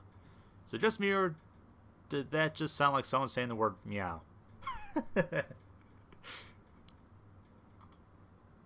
Worse than that, it sounded kind of smug. Graves. Maybe it's not him. Maybe I just smell like a cat and tracked other cats now. Better get home before I'm jumped by more strays. I run the rest of the way home and slam the door behind me. I can't take this. If my hair wasn't already white, it'd be turning that way. You're late. God damn it, Mochi. Who said that? I looked down. Mochi's fat face looking up at me. Oh no. Nope, nope, nope, nope, nope, nope, nope. I'm not doing this. I dump some kibble in Mochi's bowl and I go to my room and close the door behind me. Not dealing with you, Mochi. Shamble into my pajamas, but when I bundle my hoodie, I feel firm, squarish bulge in my pockets. Wink, wink. That's right, the book. Maybe something useful is in here. I start to flip through the book again. There's my name. And there's Hayes. Finley, Mason, Landry, Reese, Mochi. Wait, what? This must be a clue of some kind, but I don't know what it's supposed to say. All these words look like they've been written by birds hopping around in ink. You know, I made the hateful boyfriend joke already. Is this, like, a sequel to that or something? Is this related to Hateful Boyfriend, maybe? Oh, Lord. I toss my hoodie on the floor and get to work. Maybe I can decipher it. If I hold the book upside down, no. Is there a cipher? No. Don't know why bother looking. Of course it won't be that easy. I try for another 20 minutes or so, but it's useless. I give up. Frustrated, I drop the book. Hits my hoodie and ungracefully tumbles over. I shuffle them away with my foot and something tumbles out. What is this? Looks like it fell out of the hood. A bookmark. Did I leave that there? Why did I put anything there? I pick it up and it looks like it got some weird holographic center. It's kind of pretty. I should bring it back to the cafe tomorrow along with that stupid book.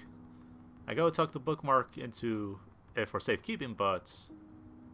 Oh, cool. Hold up. Hey. I can read with this. I don't know how it got there, but it's the key to reading this book. The Hallowed Covenants of Witchery. What? Reese did say something about witches the other day. He did?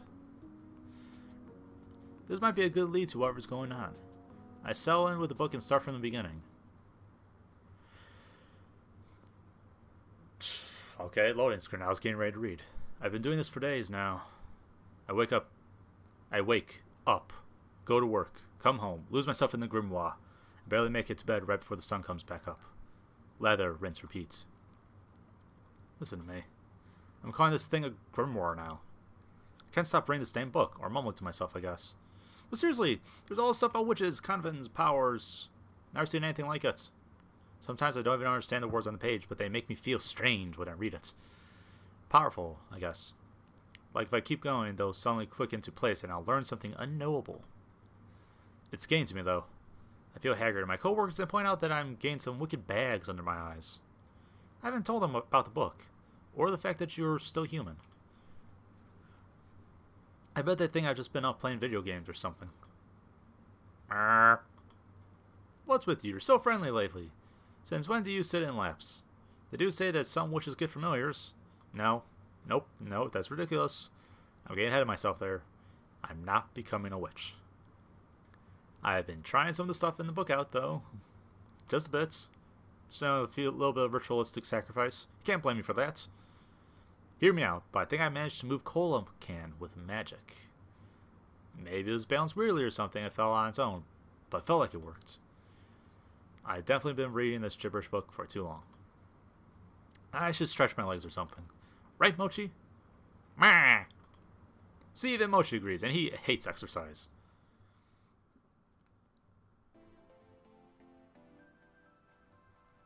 Hey, it's actually pretty early.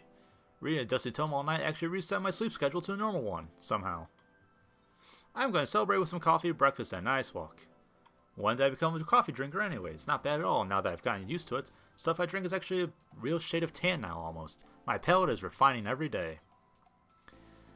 I kind of just want a big old cheese Danish or something. There's that corner store down the road. I've been there for a lot of stuff, and their breakfast pastries look really good. I could also stop by the cafe. It's closed to customers today, but I bet someone's hanging around who could make me a nice fancy coffee or something. According to this, go to the corner store for coffee. You know what? I eat at the cafe all the time now. Why not get some variety?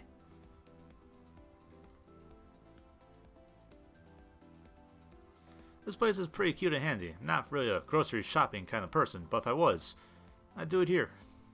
The snacks are choice, and the little bakery window behind the counter has some surprisingly delicious donuts. I think the owner makes them himself. Owner's a real gruff guy, but I bet he's the type that gets favorite customers and warms up to them. All I know is I'm not one of those favorites yet. He's at the corner reading the paper right now. He somehow manages to spare me a glance as I approach, but goes back to sports section while I pour myself a cup of coffee. Good morning! Huh? Sure is starting to get cold out, isn't it? You want donuts or what? Boy, he reminds me of a certain Shirley chef. Yeah! Chocolate and jelly donut, please. Jelly donuts. He turns plucked the donuts from a display case. That's when I see it. Her, to be precise.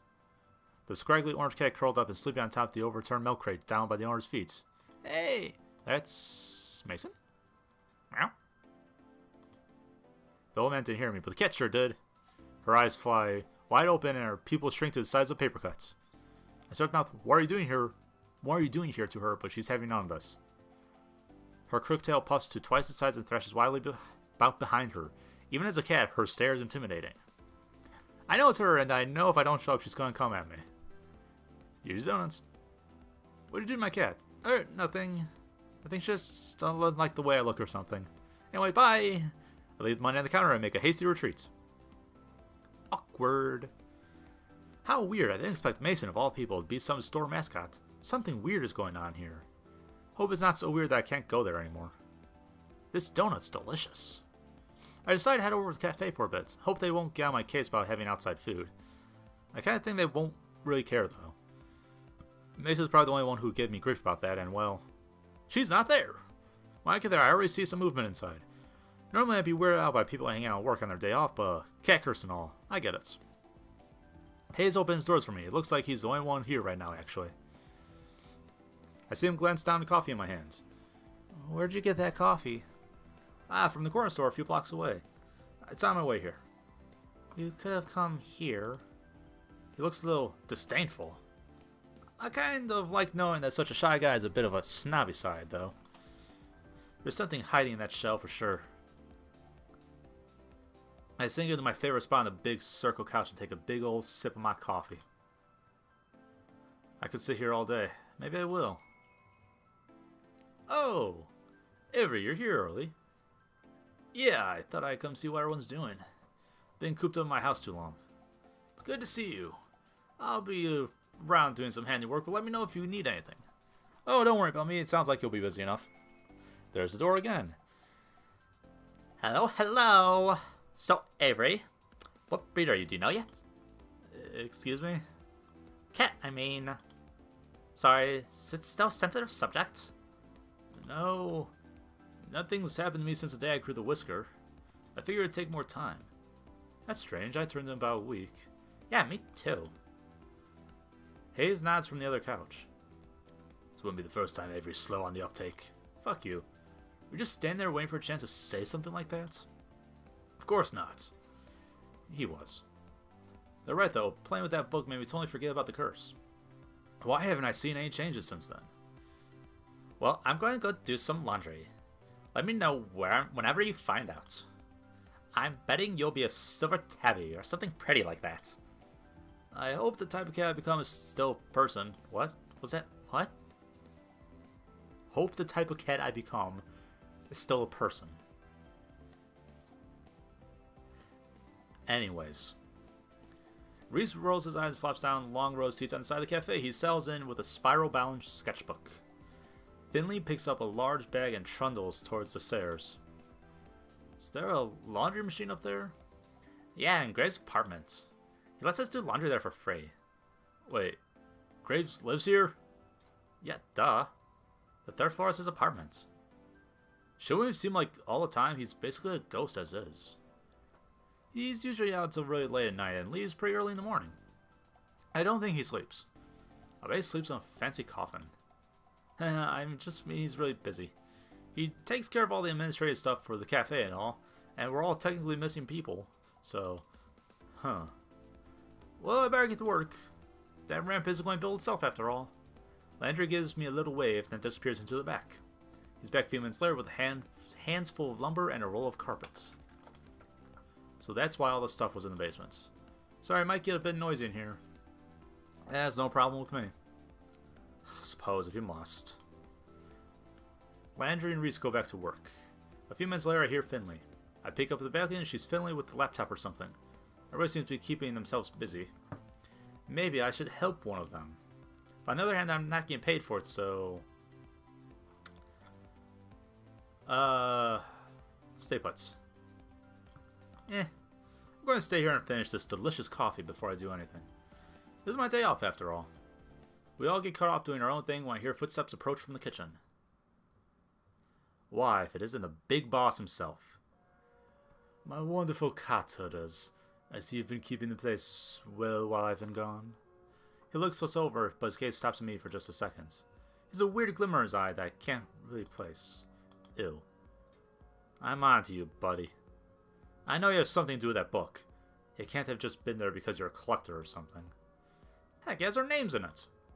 I don't really understand those pages since the bookmark doesn't work on them, but still, must be something fishy. Laundry. Excellent work on the constant equipment as always. But I'm not done yet. Have you ever given me a reason to doubt? I know you'll do a stellar job. We can talk about future designs soon. Sure thing, boss. Reese, I see you've been keeping your protege in line. Keep up the good work. Of course. Nothing gets past me, except for the fact that I stole a book. The eyes and talon of an eagle. Protege? Are they talking about me? Hayes, my sweet Hayes. Can I trouble you for some of your exquisite coffee? I'd be happy to. You are a treasure as always. Hope you've been keeping well. Well... Finley, my dear. Finley peeks her head over the upstairs balcony and shouts down. Come on, just come downstairs. Presents! The videos are keeping me busy. We had a whole new attendance record the other day. And 6 adoptions in 2 days. The home inspections never end. I'm sorry you have such a precious, adorable girl here making your business work. You are my internet lifeline. I have no head for such things. I bet it's been a long hour since telegrams went out of style. And Avery.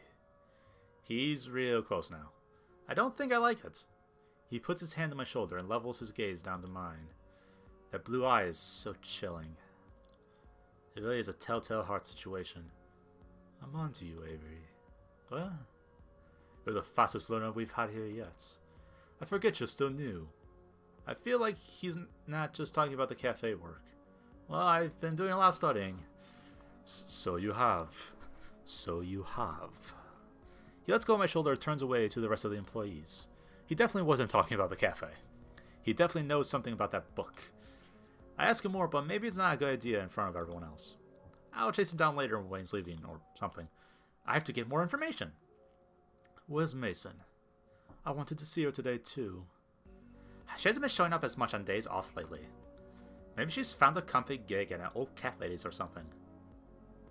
Haven't been to your place in ages, though. Burn! When did you get here? You startled me. Mason, I'm so glad you're here. It won't be the same if you didn't join us. As much as I adore your cooking, today I'd rather give you a respite. Think I'm going to cook on my day off? Ha. Of course not. This is why I will take the pleasure of providing you, my dear employees, with dinner today. But first, an announcement. He slips back into the kitchen for a moment. When he returns, he's holding a garment bag. Now, you haven't even let me make the announcement. I know what this is. Absolutely not. For my more cooperative employees, then. With a surely practiced flourish, Graves unzips the garment bag and lets it fall to the floor. Oh no. Nope. Is that somehow both plaid and checked flannel? I didn't know you could make a suit out of that type of material. Wow. My throat is almost gone. One moment. Drink.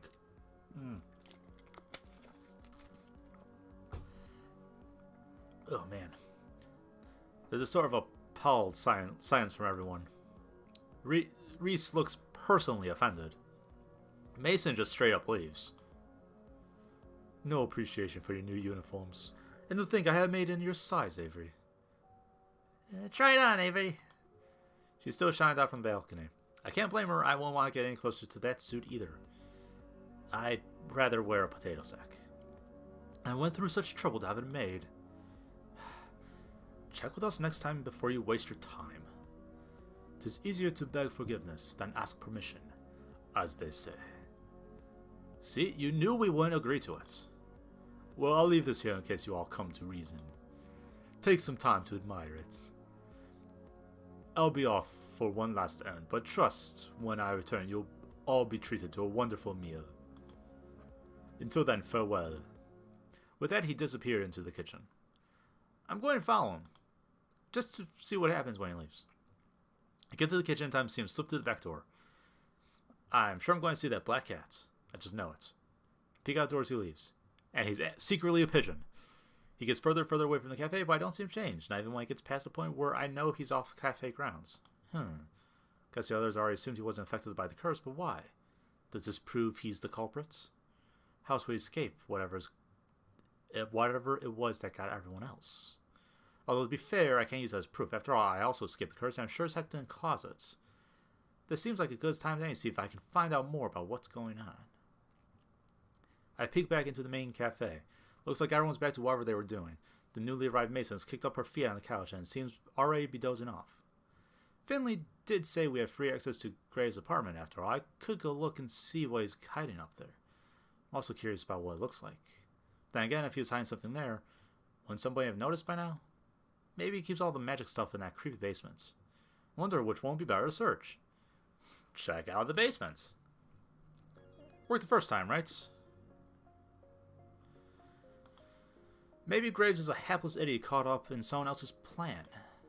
Maybe I'm supposed to think he's a witch, but it's actually someone else using him as a cover. Wouldn't that be messed up if it's one of the other workers at the cafe? Can't see any of them as a mastermind type, but what do I know? Well, I suppose I should prepare myself for some snooping.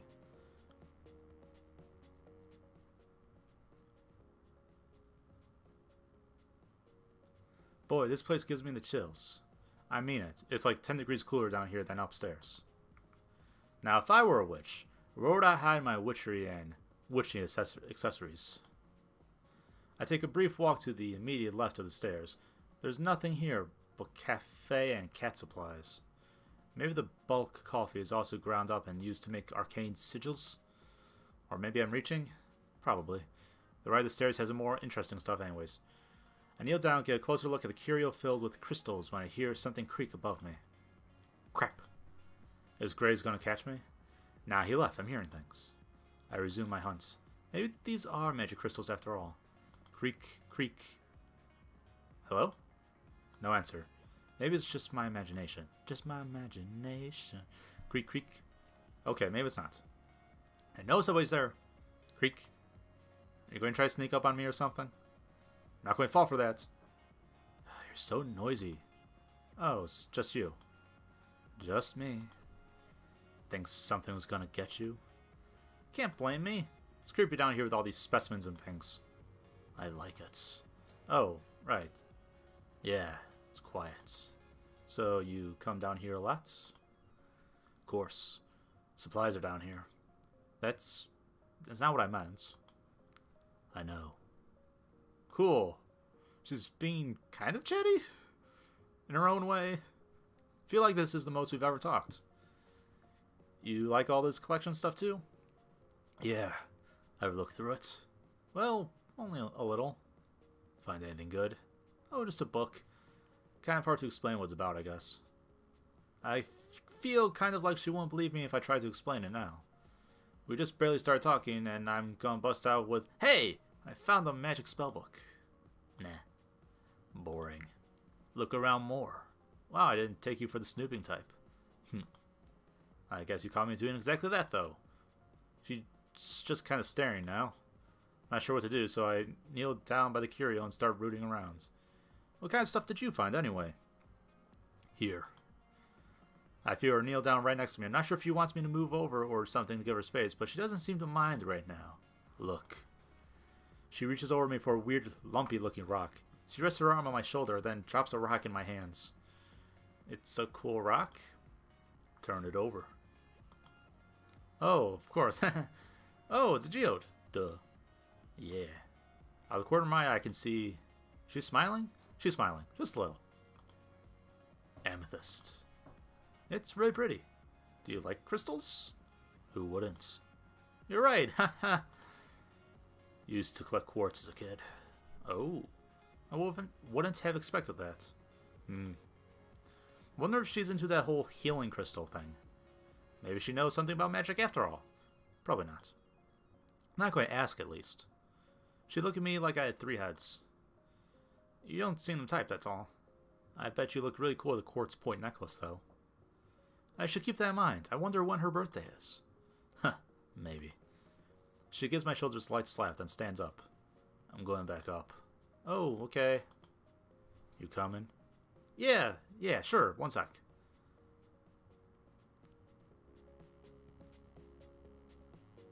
Well, that was a bust, mostly. It was kind of nice to talk to Mason, I guess.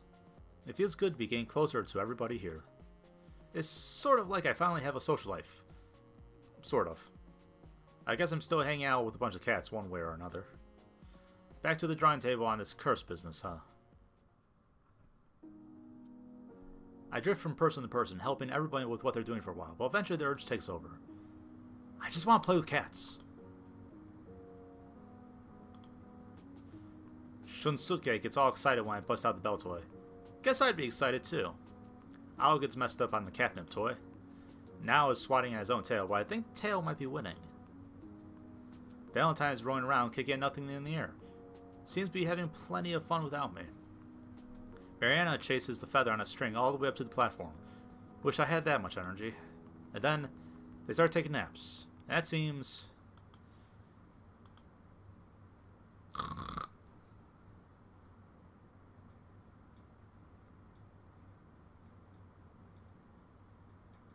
Will somebody please exhume Avery from that pile in the corner? Huh? I jump up with the start. When did I fall asleep? Good morning, sleepyhead! Why is there garland over my head? In fact, I seem to be covered in cat toys. What the heck? Well, we try to wake you up. With catnip? What? Finley. What? I just put a mouse there to see if you'd wake up. And then you didn't, so I put another. And another. And another. I got some really cute pictures out of it. Oh my god, don't put those on the blog. Why would I ever do that? They're from my private collection. I fling catnip mouse at Finley as hard as I can. It ricochets off her head. Ha! Ow! Hey! Okay. That won't go on the blog. Good. Today. No. Finley, be nice. All of you, stop distracting from the matter at hand. Dinner has arrived. I trick will actually make dinner, not just order takeouts. We usually order takeout on the off days. It's nice to get a change of pace and try some of the other restaurants around here. And there are fewer dishes to wash.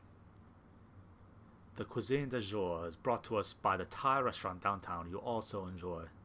Avery, I believe you'll be experiencing their splendor for the first time tonight. What did you get? You didn't ask me what I wanted from the menu. I did, actually.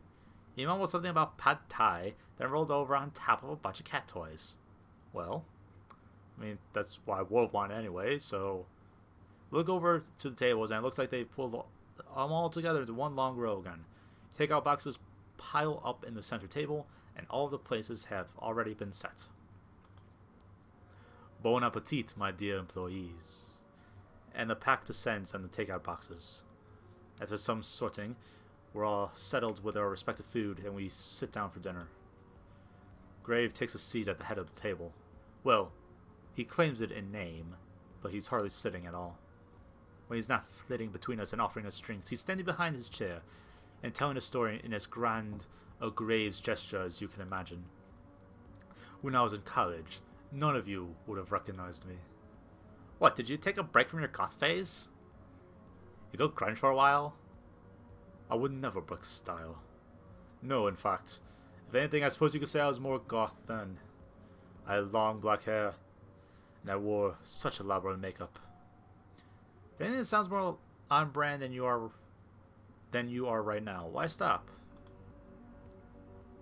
You can't imagine how much time I took out of my day.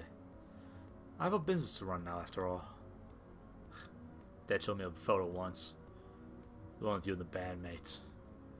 Who? The guy with the mohawk? Oh no, I got such a huge hawk. Ah, yes. It was pure witchcraft, that hair. He's doing it on purpose, isn't he? With the witch jokes. Witch joke. Well, wait. You were in a band? Are you really surprised by that, Landry? Come on. Everybody was in a band in the 90s. I don't recall that stereotype, but yes. I was in fact in a band. I bet it was called, like, Masters of the Night or something. No, Avery, it was not. I thank you to give me more credit than that. Nah, more like Nightly Nightshade. Or Dark Carousel. No. Or Sorrows of Blood. Et tu, Hayes. You are all so cruel. You have to tell us the real name or they'll keep going. I refuse to further enable this slander. Oh, what hand?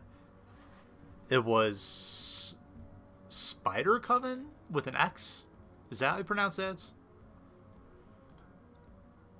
Reese.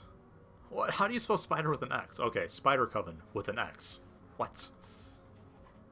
Goth Willpower. Haha, you're kidding me. They had a song that was called something like Rose Baptism. I don't remember the parts that weren't in French, but no. No.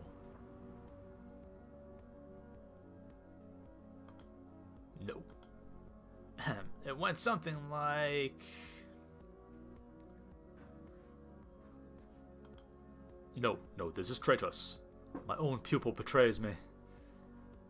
Trapped within my own mind, something in French. My will dissolves to blood, the soul's red wine. His life is but a march towards death. Right, Graves? Graves isn't listening to us anymore. He's pacing around and mumbling in agony. How do you know all this, Reese? Graves and my dad went to college together. He went to their shows. He met your mother at one of them, if I recall. You have me to thank for your very existence, boy. Ugh, don't point like that. It is a bit creepy. It's thanks to me that your parents fucked. You're welcome. Everybody's laughing and having a good time. Even Graves is being a good sport. This is nice. I wonder how long they've been working together. They're all like a big family. Graves is a lot more charming than I thought. Ooh, charming. He knows how to work a crowd, at least. I'm starting to get it. I guess this is why nobody's all that mad at Greaves, even though they're going through this weird nonsense. He's kind of like everyone's weird but benevolent uncle. We all chat over dinner and then coffee, and before I know it, the sun is totally gone. How long have we been doing this? Shit, I better get home and feed Mochi before he throws a fit. He gets real passive-aggressive when he's fed late. It is quite late. I'll take care of all the dishes and sundry, so please relax and prepare yourselves to face the day tomorrow. Yeah, I guess we better all get going, huh? Later. Mason's already headed out the back. She's barely even turns her head when she waves goodbye. Alright everyone, see you tomorrow. Do. Boy, it got late. The streetlights are on, but I still sort of hate walking the back roads at night because they're kind of sparsely lit. I don't know why, but I feel a little like that's a bad idea tonight. I decided to take the other way home. It's a bit longer, but the store lights are brighter once I get through this alley. Besides, it's pretty nice out. There's a lot of rusty junk on this street. Did someone just dump their crappy old bike here? Rude! How long has that been there? It looks like it's been around for years, but I don't remember seeing a messed up bike like that yesterday. I should be more observant. Graves should complain about it to someone. Doesn't make the walk to the cafe look that good to customers. I can't shake this creepy feeling clawing off my spine. And now the creepy music is creepy. This is a quiet neighborhood. I've never felt this something. Wow, this is really creepy music. Something feels different, off, eerie. I haven't been getting much sleep lately. I could be imagining it. I don't know. All I know is I want to be home.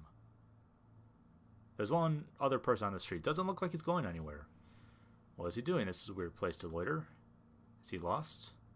I show offer him directions. As I get closer,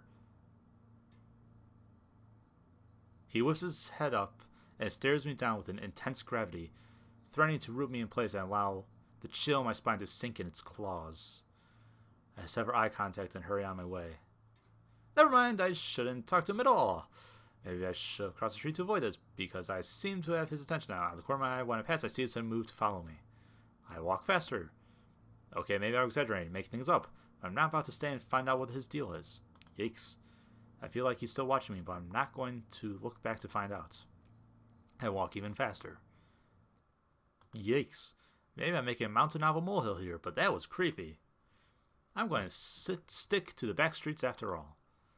I better go take care of Mochi before he jumps through the window and attacks me for food. I head upstairs and the rest of the night is pretty quiet. No more weirdos out on the street, just a four-legged weirdo that lives in my apartment. But it turns out if I'd stuck around, I would have seen the man continue on his way. I would have seen him take the back alley all the way to the cafe. I would have seen him stare in the window of the cafe for a long time, then up to the third floor. I would have seen him leave a rusty handprint on the shutters of the building across the street. Okay. Graves pops in and out of the cafe like a stray cat over the next couple weeks. Never staying for long. I still don't know what he's doing when he's gone. Oh my. Days come and go and we settle into a routine. Everybody shows up and does their thing. I'm getting better at my job. I'm getting better at some other stuff too. Still not a cat though. Hey Mochi, check it out. Mochi opens one eye and thumps his tail once against the side of the couch. I'm almost totally sure he understands me now somehow. Meh. When I talk to him, it's not like I'm talking to a sentient pillow anymore. He actually acknowledges what I say and responds. It's not that weird to talk to your pets anyways, right? Right? I mean, it's not like he's literally talking back to me. That would be weird. Totally. I set two coal cans next to each other, then take a step back. Are you watching? Better be watching. Meh. Okay, here we go. I concentrate and... The cola can floors apart into log ribbons like potato peels. They collapse onto each other and form a jumbled mess of aluminum. There's some soft crunching while the ball of soda can wobbles around a bit. Shapes begin to emerge from the ball of aluminum ribbons, arms, legs, ears. Then, before you know it, ta-da! A soda can sculpture of a cat. It's you! Mochi Cola! Mochi takes a can of... makes a little huffing noise, then closes his eyes. I set the cat sculpture aside with all the others. Wait, you don't think it looks like you? You're the worst audience. I'm going to show this to the guys at the cafe. They'll appreciate it. Are you going to show magic to them? I think I feel comfortable enough with my magic. Guys might as well call it to bring it up to everybody. I wouldn't. That seems like a terrible idea. I can demonstrate now after all, so it's not like they have reason not to believe me. The real problem now is figuring out how the heck to bring it up. Hey guys, did I mention I know how to use magic? Sure. The real problem, I'm going all over that one over a bit, but I suppose a day or two more playing won't hurt. I should start getting ready for work. I had a couple days off, but I've still been going in to hang out with everybody almost every day. What can I say? I really like everyone there. Some more than others. Okay, one especially more than others, but whatever. But again, first things first, we'll worry about the cat situation, and then I'll worry about the cute coworker situation. I grab my keys, smush my face into Mochi's to say goodbye. He hates it. And then I head out on my way. Meh.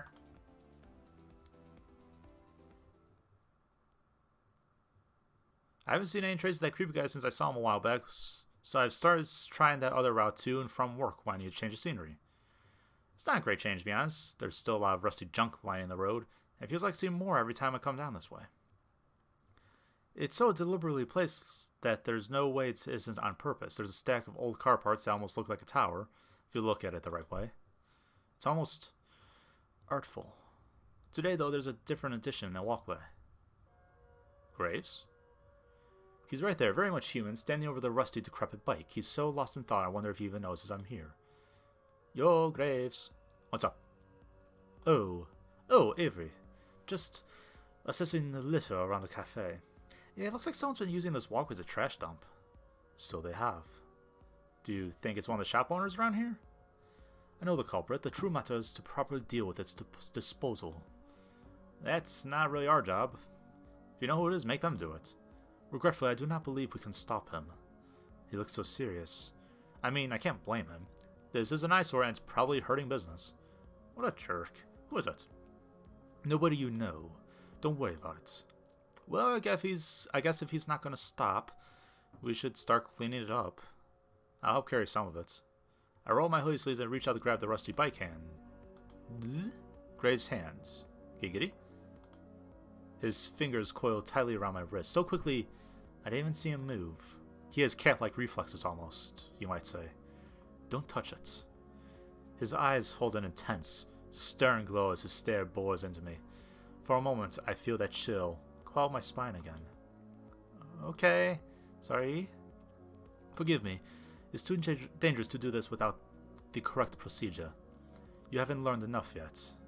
It's a lot more complicated than just picking up trash, huh? Please, don't worry about it.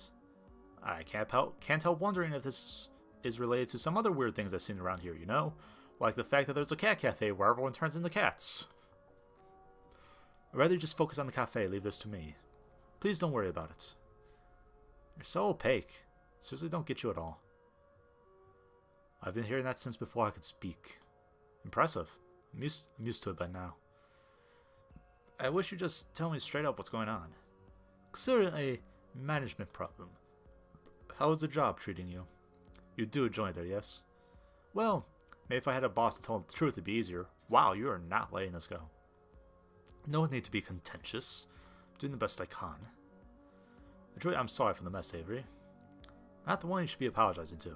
Talk to the rest of the staff about that. Best case scenario, this will be dealt with soon, and we can all forget about it. And if the best case doesn't happen, then we'll have a new bridge to cross. Well, you'd best head in. Wouldn't want to be late after all. You gonna write me up or something if I am? I don't think I need to go after Finley got through with you for making her open by herself. Shoot, you're right. Well, later. Till then. There isn't much time till we open, so I hurry off to the cafe.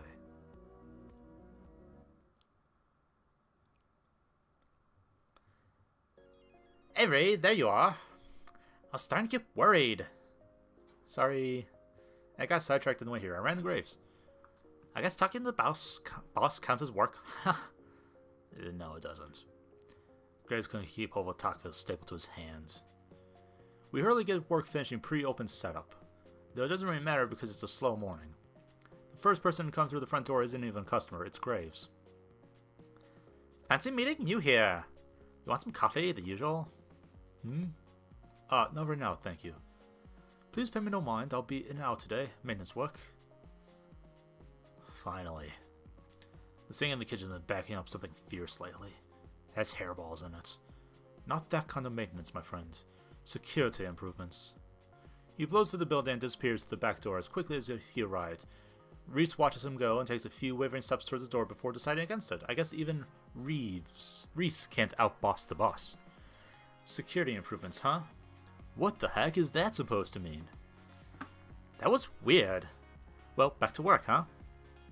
Yeah. It's hard to focus on work when I can see Graves pacing back and forth in front of the big glass storefront. Luckily, it's a slow day, so I can excuse myself every so often to peek in on him. I think I just saw him bury something under a loose tile. At one point, I took my head out to see what he's doing. He's just standing there, staring at the wall, tracing a picture on it with his finger. I'm sure he's just doing it to look busy, but then I catch a glimpse of something, like light reflecting off a piece of metal on the wall itself. It flashes for a moment, and then it's gone. Maybe I'm seeing things. Maybe it's Maybelline. Maybe he's doing something to the building. Something arcane, I guess. But even if he is, why? Why is he suddenly so concerned with security? Is he setting, like, a magic anti-theft alarm or something? Or is it something more sinister? I can't help but think of his weird behavior of this morning and his focus on the rust piles. Something must be coming. Something as serious as the cat curse. Next thing you know, we're dogs. If he's going to leave us in the darks, I've got to do something. It's time I finally talk to someone about magic. The book, the curse, everything. I have so much to get off my chest. Hope she doesn't kick me out of the kitchen first. I feel like I'm intruding. Hang on, I just noticed this. There's a sign on the basement. Caution! Stairs! Thanks, I was assuming there were stairs to the basement. Anyways. I feel like I'm intruding whenever I'm here. I'm never sure if it's Mason's or if it's because cooking is the most mysterious magic of all. What if she doesn't believe me? What if she thinks I'm stupid? What if she doesn't want to be friends anymore? What if I'm starting to figure out how to read her. I don't think she's that type of person. I hope. I don't know. It's hard to figure out without feedback, you know? She's warmed up to me, at least. I can tell that much.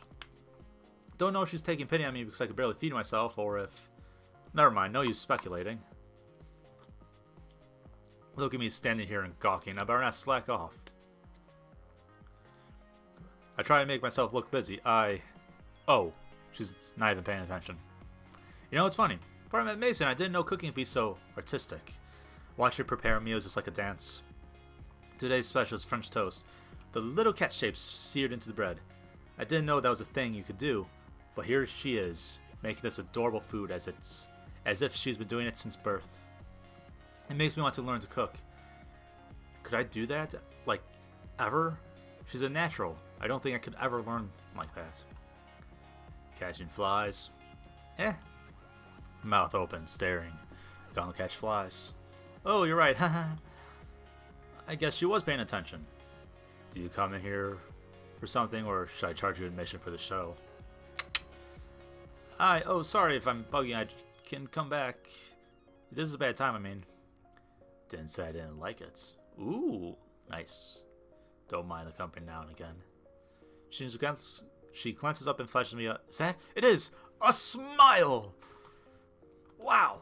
Now what? Okay. Oh my god. Oh my god. Is this flirting? Thanks, I mean... Hold on, let me try that again. Smooth moves, Gray. Want to get thrown out by a mild maybe flirts. So, want to ask you something and talk about the cat curse. Talk while I work. Can't burn the toast. Okay. So, you know the cat curse and all, right? I'd hope so. Right. So, I think I figured out how to break it, maybe? I figured that at least warned a look, but she didn't glance up. Is she excited or what? I mean, like, now returning, so I think I reversed it before I can take holes. I could probably do the same for you. Nah. What? That's not what I expected. I didn't think she'd burst in tears, dance around the kitchen or something. But nah. Just nah. If you don't believe me, I believe you. Just don't need it. Bet the others will be thrilled. You don't? Why don't you need it? What do you mean? I'm fine with being a cat. Doesn't cause me problems. It's cool you figured it out. Definitely not what I expected. What do you even say to that? I feel stupid. Like, even more than usual. I am... Okay. Okay, this is fine. Chat again, Gray. We can do this. Maybe I'm misunderstanding. You want to be a cat forever? You be stuck here for the rest of your life? First real job I've had. Not going to throw that out. Hey, mine too. But I don't know, it doesn't bother you that you can't go anywhere or do anything? I go places. Where? Home? There's a lot of stuff you can do besides work and sleep. You should be able to go shopping. Don't like shopping. See movies. Graves has DVDs. Go on dates? Ooh, that silence. She slaps another piece of toast in the griddle. But I see that tick. Her mouth is twitching. That's a good sign, I think. She pointedly flips toast, letting the sizzle drown me out for a second. God, it smells good in here. Like vanilla and cinnamon. Does she go home smelling like that? Okay, that's creepy. You smell better when you're awake. Does she... would she smell like that if she wasn't a cat when she goes home, or... Okay, yeah, moving on. Won't you at least try with me? I've got this magic manual in my place, and we could look up how to break the curse and try it out if you want, of course. Dutch said I couldn't date as a cat. Ah, crap. Oh, I mean, not date, I mean, relax, it's a joke. Won't hurt to take a look. Oh, cool, really? But, got some stuff to take care of. Give me your address, I'll come after. Okay, sure. I can text it to you? Can't check my phone as a cat. Fair enough. Probably also can't check your random notes. Let me find paper and pen. I'll be here all day. You're right. Won't rush then, I'll walk. Anyways, awkward. Run away before I can make even more of an idiot of myself. Oh my god, could I have been more awkward? Why do I turn into a blabbering idiot every time I see her? Because she's adorable, that's why. I thought I had game. The only game I had was Tiddlywinks. Tiddlywinks. I feel like I'm about to burst into shame flames. In news today, a trash heap of a 19-year-old kid opened her dumb mouth and then spontaneously combusted from awkwardness. More at 11. I gotta get it together before anyone else sees me. Avery. Ah, hell, no way. It's not Finley, but Reese is almost as bad. I busy myself with organizing cat toys. The red one's longer than the yellow one, but this other red one is shorter. If I arrange it by size, it'll be an ugly rainbow, but if I do it by size and color, it'll... Avery, are you ignoring me? What? Of course not! What is up? What's up, Reese? Want to see if you'd be willing to close today, but if you're going to pick up and put down the same toy over and over, I'll find someone more capable. No, it's fine, I was just, testing its weight, you know. Can you feel for that? Cats like it. Right. Hey, pass the test, good to go! Oh, of course, you have plans. Of course not. Look at that smug mug. He knows full well what he's doing. Why is everyone here so noisy? I resent that. I have plenty of plans, like, all the time. I have a very healthy nightlife. Of course you do. But not often with other people, I imagine. Especially not co-workers. Hey! Fuck off. I knew it. He does know. Is he good at reading people? Or is my poker face that bad? Gross. I'll have to call Landry for cleanup if you don't pick that job. Though that's half the cleanup we have to do if things get messy with you and Mason. Well, I don't know what you mean, haha. Look, just a friendly word of warning. From a splendid assistant manager to his loyal employee. Heard you talking in the kitchen, and be careful with her. And with yourself. What do you mean? She keeps such a distance that I don't know what happens if you two get close, that's all. It's just a hunch. Might be nothing. But I listen to hunches. You ain't worried about her only chef quitting. That too, but I don't know. Just a feeling, alright? I try to help and get put on the stand. I'm not gonna thank you for eavesdropping, dude. You're just gonna find excuses to be noisy. Well, you say that now, but someday, when you're older and more mature, you'll thank me. Is that Graves' impression? Are you trying to imitate Graves now? What? No. Jeez, of course not. You are. You even copying his intonation. Oh my god, you're such a little kid. I am absolutely not. We're the same age, you and me. You can't call me a kid. All the more reason you shouldn't act like my dad, kid. Nobody should listen to me for advice, so they definitely shouldn't listen to you. I beg your pardon. I'm definitely the more mature one here. I'm the manager for a reason. God. Okay. I bet I could be just as good as manager to you, and then I... The words die in our throats, and we freeze. We whip our heads towards the kitchen. Mason's there, hands on hips, staring at us like she can see our futures. You're real loud. Ah, sorry, we'll be quiet. She doesn't look mad, she looks amused, like she's trying to hide a smile. Maybe my mind's playing tricks. Sorry, Mason, I'll discipline her properly. What? You were just as bad. Don't be too tough. It's a real fragile one. She makes a noise. Does that laugh? Then she disappears. Did Mason laugh at me or with me? It sort of matters. Probably mostly at. Maybe both. Point is, I've never heard her laugh, period. I'm pretty sure you did earlier on, but whatever. Reese looks as incredulous as I feel. I feel his shocked gaze from here. You know what? Feels pretty cool to get special treatment for Mason. Now he's got his jaw on the ground. Burn! Clean up on Isle Reese. You can't just steal my line, that's so uncreative. Like I care. Mason kind of sort of smiled at me, and she's gonna come over tonight, wink wink. Reese can keep blathing until the end of the shift for all I care. I've got other things to think about. Boy, is it a long day. Though, I divide my attention between checking the front and the back of the cafe. The front to see if Graves is still there. He isn't. And the back to see if Mason's still there. Of course she is. Doesn't make the time go any faster. I finally find the spare pen and paper to write my address for Mason. I have to hide all the pens so Ian doesn't chew them up. Hunting for one thankfully eats up some of my time. It's like a scavenger hunt. Gotta make this nice and easy to read. I spend a little extra time putting some flourishes on my handwriting so it's clear enough. Then I draw a map. Then a few cats. And flowers. And, oh, I'm getting carried away. I shove the paper in my pocket and go back to work. Hopefully Reese or Landry didn't see me messing around.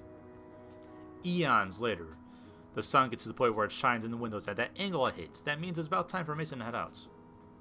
Sure enough, she's already out of her apron, and the pots and pans are all nicely stacked. Aw, man, I should have been in here helping her clean, stop messing around with doodles. Bondi opportunity missed. Hey, Mason. I brought you directions like you asked, you know. I remember it like it was yesterday. Is that our joke? Haha. Okay, here you go. Hope you like it. What? Hope you like it. Just bury me alive. Hand her the paper all neatly folded up into a triangle. Well, I try to make it neat. It's kind of lumpy. Another smile plays across her face. As long as it doesn't get me lost, it's fine. Okay, good. I drew a map too, plus put my artistic skills to use. You know, just in case. Okay, so see you later then, I guess. Where are you going? Don't worry about it. See you. Okay, yeah, bye. Then she puts the paper in her mouth. I mean, not eating it. She fits it between her teeth and waits for well before she steps out the back door. Why would she do that? Because she turns into a fucking cat. She vanishes. I peek out after her. There's a scruffy orange cat with a lumpy paper and triangle in its mouth. Oh, makes sense. Not like she has pockets. Better get cleaned up and everything too, right? Gotta get back and get ready. So I guess their clothes transform with them too? Didn't really cover that. Conservation of mass is all fucked up. I rushed through the closing task and messed up probably 75% of them. My head's way gone by now. I'm checked out. Poor Landry has clean up after me.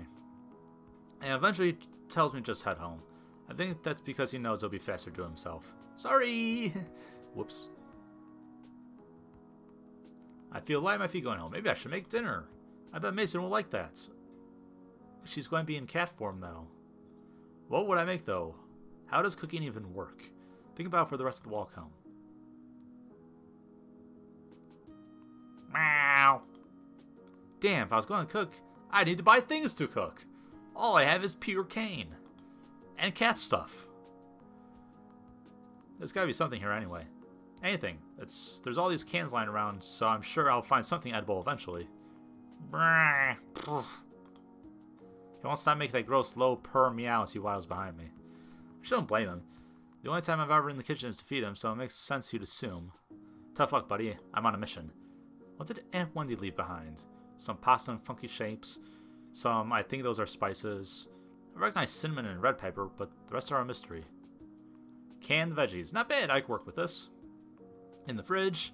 Whoa, smells like I have yogurt now. Ugh. Ugh. Ugh. Ugh. No. Oh, God. In the fridge. Let me just take care of that.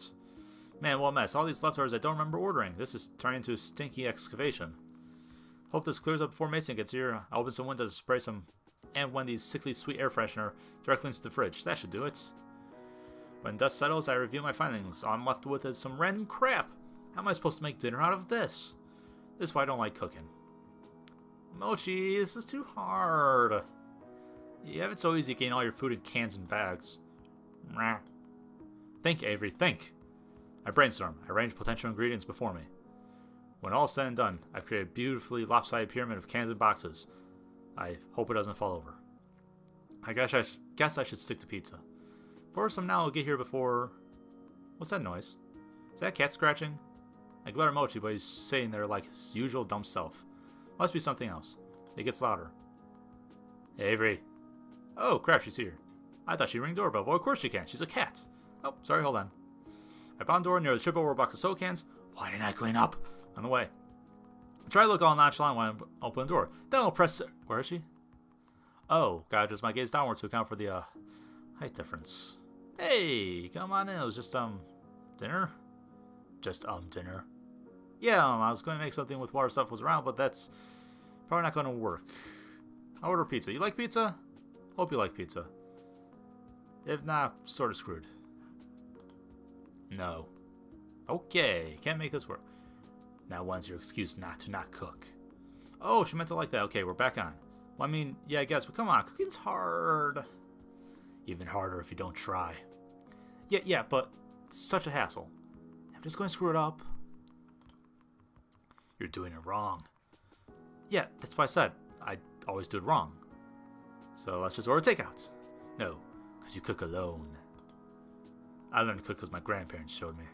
It was nice. Spent good time together, telling stories, jokes, you know. I could do that for you. Yeah. I like that. Okay, let's cook.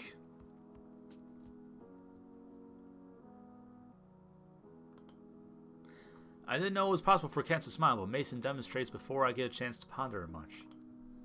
Wow, this is the cutest thing I've ever seen. Well, almost. Her human smile is cuter. But, how? I don't think you hold a pan like that. I'm no expert, but I feel like opposable thumbs are probably important to cooking. Supervising.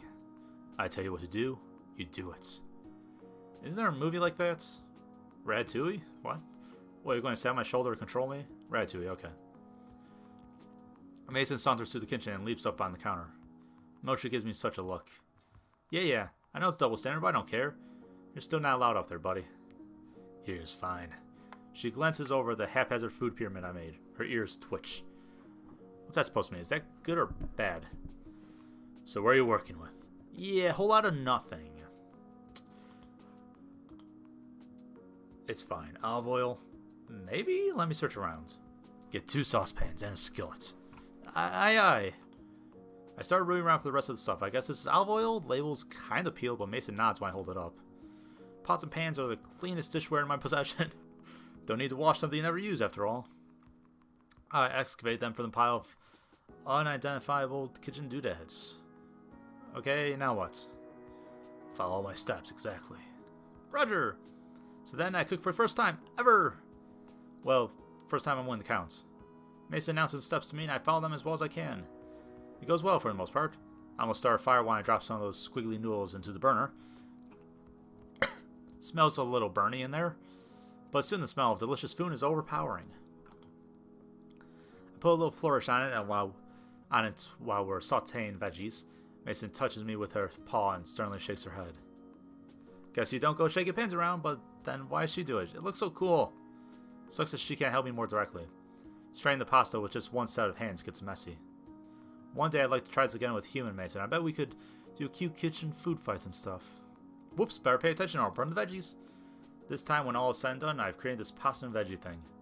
And it actually looks edible. Would have been better with fresh ingredients, but I'm no purist. Well, would you look at that? I did it. We did that. Told you it's more fun together. Yeah, maybe we'll do this more often, if you don't mind, of course. Gotta find the time, but yeah, okay. Score! Second date. Don't know how I'm going to be able to eat this now, because my stomach's already full of butterflies. We saw for dinner. It's not the best thing I've ever had, and certainly nothing compared to Mason's cooking, but it's a start. I feel pretty good. She seems to be enjoying it too. I don't think Mason's type to pretend like something spare feelings, but I feel pretty damn accomplished. So is she just a cat eating vegetables now? Is that whatever? We talk about weed. Well, it's more than I ramble and Mason listens, or at least pretends to. I'm probably boring her. I should stop, right? Right. I do. She looks back at me expectantly. Whoa, she's actually paying attention. Heavier attention flusters me. I fumble with my dish and nearly add pasta to the couch. Better get back to business before I psych myself out. Want to look at the book now? Yeah, sure.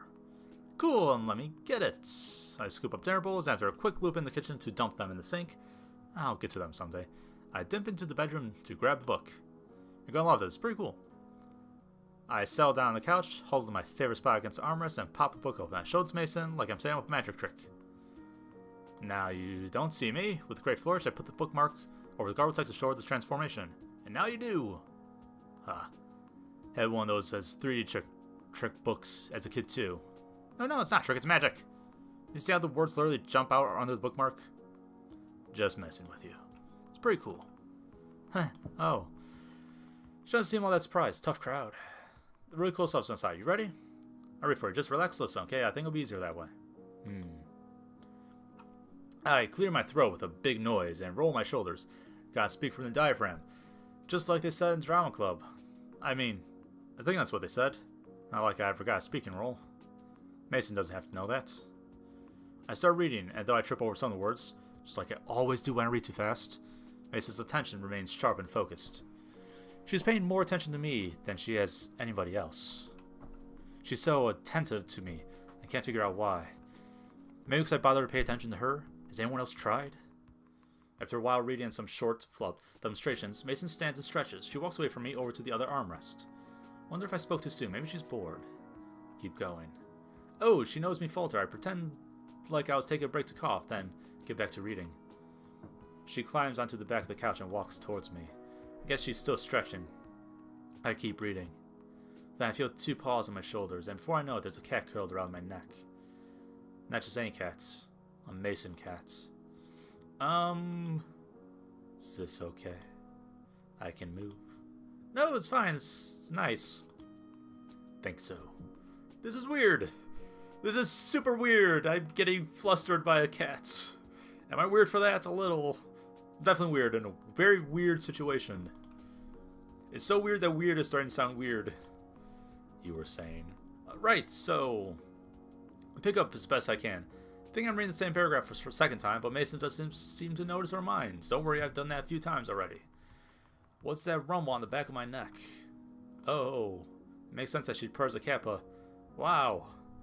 What's that supposed to mean? I read more, she grows quiet. I turn my head, it's quiet, and give the answer. She's fallen asleep.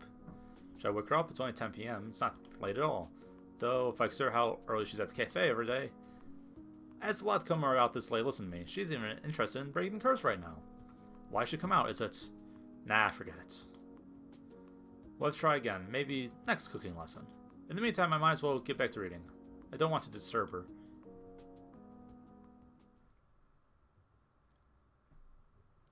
I wake up on the couch with a book in my lap and a crick in my neck. When did I fall asleep? I don't even remember it. I feel a warm lump on my side. Is that Mason? Nope, just Mochi. What are you doing, you sack of cat food? Meh!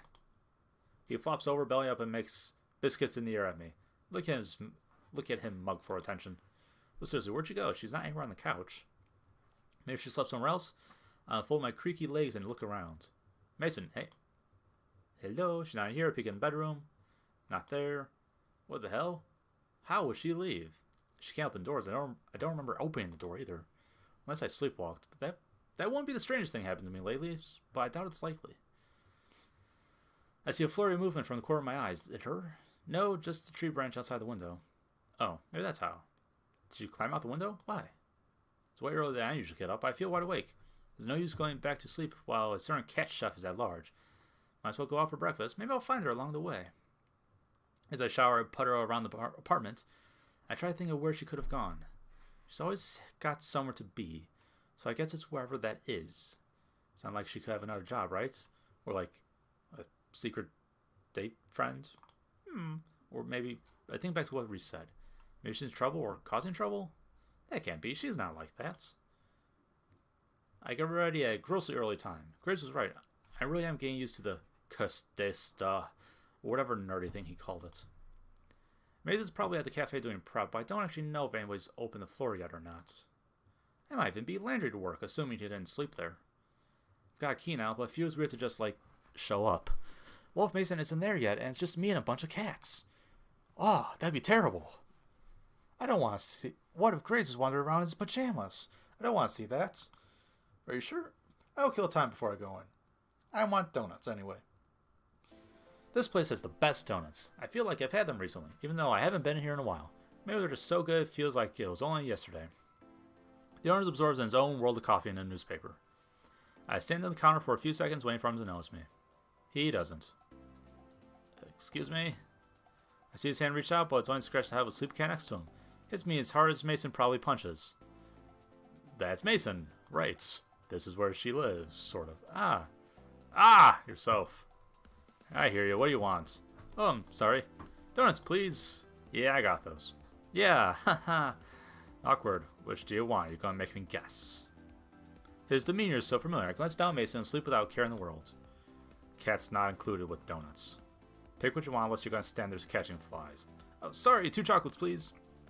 It seems way familiar. He turns to get the donuts. Mason hasn't started. I'm starting to get nervous. I hope she doesn't freak out if she sees me. So, you like cats? Never cared either way. Nice to have the company. So she keeps you company? Are you all alone here? Usually. No family or anything?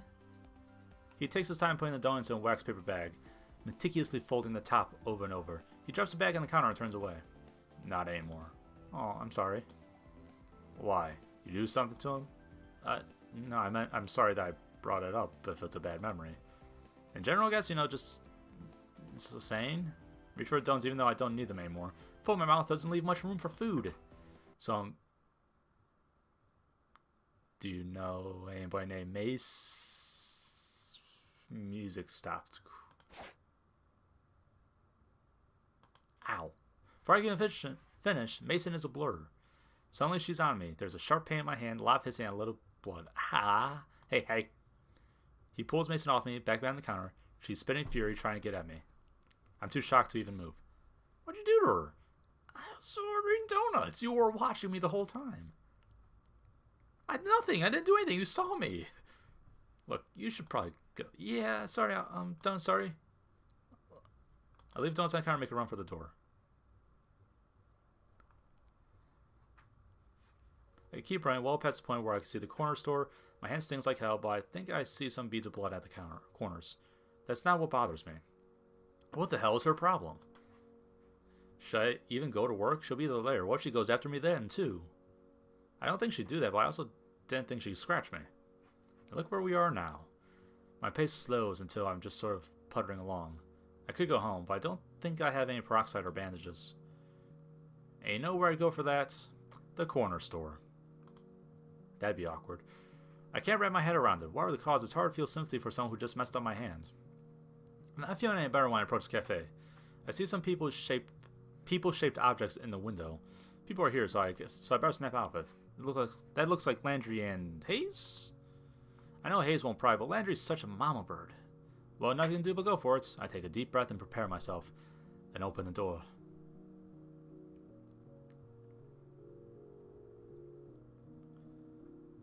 Oh, hey, Avery, Oh my gosh, what happened?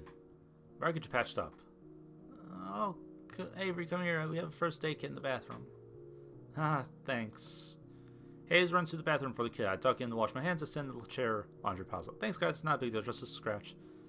Best to treat it quickly and effectively. You shouldn't risk infection. You don't know where the strays have been. You could get some of that cat scratch fever. Cat scratch fever? Thought that was just a song. Song? Never mind. It was a stray though, right? It wasn't one of the cats here, or your cat? Yeah, it was a wild stray. Okay, I'd be worried if we had a cat who'd become aggressive. How do you tell him it's our chef who became aggressive? It's like, I mean, it was Mason, technically, but whatever. But be careful. Leave it to Graves to bring in the new cats. However he corrals them, he does it well. He says some more stuff about stray cats and Graves, but I'm not paying attention. As Hayes patches me up, I peer past them both towards the kitchen. Maybe I've made a mistake. Maybe it wasn't Mason. Could have been a coincidence where some random cat hates the sound of my voice. It's possible, isn't it? First Mason doesn't show up, and now this. Oops. I knew I felt bad about today. My mouth dries up and I feel my heart stutter. She's not here? Where is she? Well, if she doesn't come in all, it's all my fault. Hayes, don't get too worked up. We've dealt with all sorts of weird things here, right? We can handle cat scratch and a little cooking. Those rank pretty low on the weirdo meter. What do you mean Mason didn't show up? Where is she? I don't know. We haven't heard anything. It's not like we can call each other on cell phones. Don't worry, she might just be sick or something, you know? We're kind of lax about missed days. You can't exactly call it sick with your cat paws. But still, it's not like her not show up. She's never missed a day. But I make pretty mean grilled cheese sandwich. And Hayes is good in the kitchen too, right, Hayes? Maybe not on this scale, but I can try. I don't know, I don't want to disappoint anyone. They're so calm about, but there's this ball of anger simmering in my guts and bubbling up my throat. Maybe Reese was right. Maybe I'm going to be treated like this if I get close to her. Avery, please don't be upset. Huh? You look so angry. Oh, I do? Sorry, I was thinking about something. Hayes doesn't look convinced. Not surprising, I've never been good at hiding my anger. Well, I'm going to get to work. Hayes, will you help me prep? Landry and Hayes had been back. As they go, I notice their low murmuring stolen glances. Let them gossip. Everyone does around here. I suddenly reload the napkin holder, staring at the window the whole time. Why is my hand covered in salt? Huh. Guess I knocked the shaker over. Didn't even notice. Ah, crap. I flick the salt off my hand and pick up the shaker. Didn't break it, did I? Avery! Ah! I pitched the shaker in surprise. It clatters against the floor. Now it's definitely broken. Avery, she's here. Salt cascades on the floor. Now I've got more cleanup to do. Don't cook it after all. She's getting prepped. Did she say what happened or where she was? Or still part of me that's hoping to inspire myself that maybe something else came up. Like that maybe I had a run-in with a different crook-tail tabby. Didn't ask. I'm sure she has her reasons. Won't be like her to just play hooky. But clawing my hand isn't like her either, is it? I'll leave the leaky salt shaker where it is. I need to see her. There she is, chopping veggies like nothing happened. There's Hayes scrambling around to ready pots and pans. Are you sure you feel okay? If you're sick, you shouldn't fuss over work. We'll want to get germs on the food. Not that you're germ-filled. Not sick. Okay, as long as everything's alright. Oh, Avery, I guess you heard. Mason freezes when she hears my name. She stands still, facing away, shoulders braced. Then she resumes her prep. Just goes back to work like nothing happened. Yeah, I just want to make sure everything was okay. I want to see her face, know what she's thinking. I try to crane my neck to look, but she whips her head away. I don't get more than a glimpse. I might be reading too much into a split-second glance, but I think I saw guilt. I have to talk to her or I'm going to explode. Hey, Mason. Nothing. I've never seen someone so interested in chopping vegetables. Mason, you hear me, or do I have to ask Hayes to get your attention? What? Can you help me get something from Mason? See, my hand got scratched up by some cat. She chops celery like a public execution. After a long, deep breath, she finally turns to me. Shouldn't mess with strays like that. Just come with me. I'm surprised she lets me drag her by the wrist downstairs. She could easily make this like carrying a stone block down a mountain. Well, physically. She's already doing it emotionally. What? What do you mean, what? What? You? What the hell, man? Doesn't have the impact I want, but you try piecing together words when you feel like you're about to boil over. Can't play dumb when you're the one who did it. I panicked. Yes, I understand you panicked. Is that your answer every time you get upset? Just take a chunk out of someone? Look. You look. Very promise. It didn't have to hurt me. Didn't mean to... No, that's weak. Thought we were cool. If you're just gonna bully me, think that's new. Then I'm not used to hearing that. Go ahead. I get it from everyone. Oh no. You don't get to hide behind that. That doesn't work for me. Why do you push? Didn't ask for this. Thought we had something nice, but then you push and pry. Give up like everyone else. Don't make this about you unless you're going to do it to apologize. Told you it was an accident. I'm sorry, okay? I can't have this conversation with you. Dude, don't be a dick. Try to understand why she did it. It's like, that's not difficult. It's not hard. Just ask, okay, why you panicked? Why did you panic? So it's not hard to be understanding. I storm upstairs, trying out whatever responses she might have had for me. I'm making more noise than I expect. Thankfully, thanks, cheap old wooden steps. Good, let everyone hear it. I don't stop storming till I'm outside. If Landry and Hayes didn't hear me before, I'm sure they hear me slam the door. Can't stay there. I want them to know I'm mad, but that doesn't mean I want to talk about it. I need some air. But where do I go? If I go home, I won't come back. Maybe I'll walk in circles so I forget everything about scruffy orange cats. I stare at the ground as I walk. First, my focus on the cracks in the asphalt, the scuffs on the side of my shoes. Anything to distract. It works a little. At least I don't feel like punching my heart out anymore. Should have paid more attention to where I was going. Look where I ended up. I love making things worse for myself. Hey, you got any donuts? Elmer's still here, still reading books. Have no idea what I'm doing. I stand still in the doorway. Good plan. Close the door. Only after the door fails to jingle does he look up. He looks like he's about to say something, but stops. I feel his eyes move to my bandaged hand.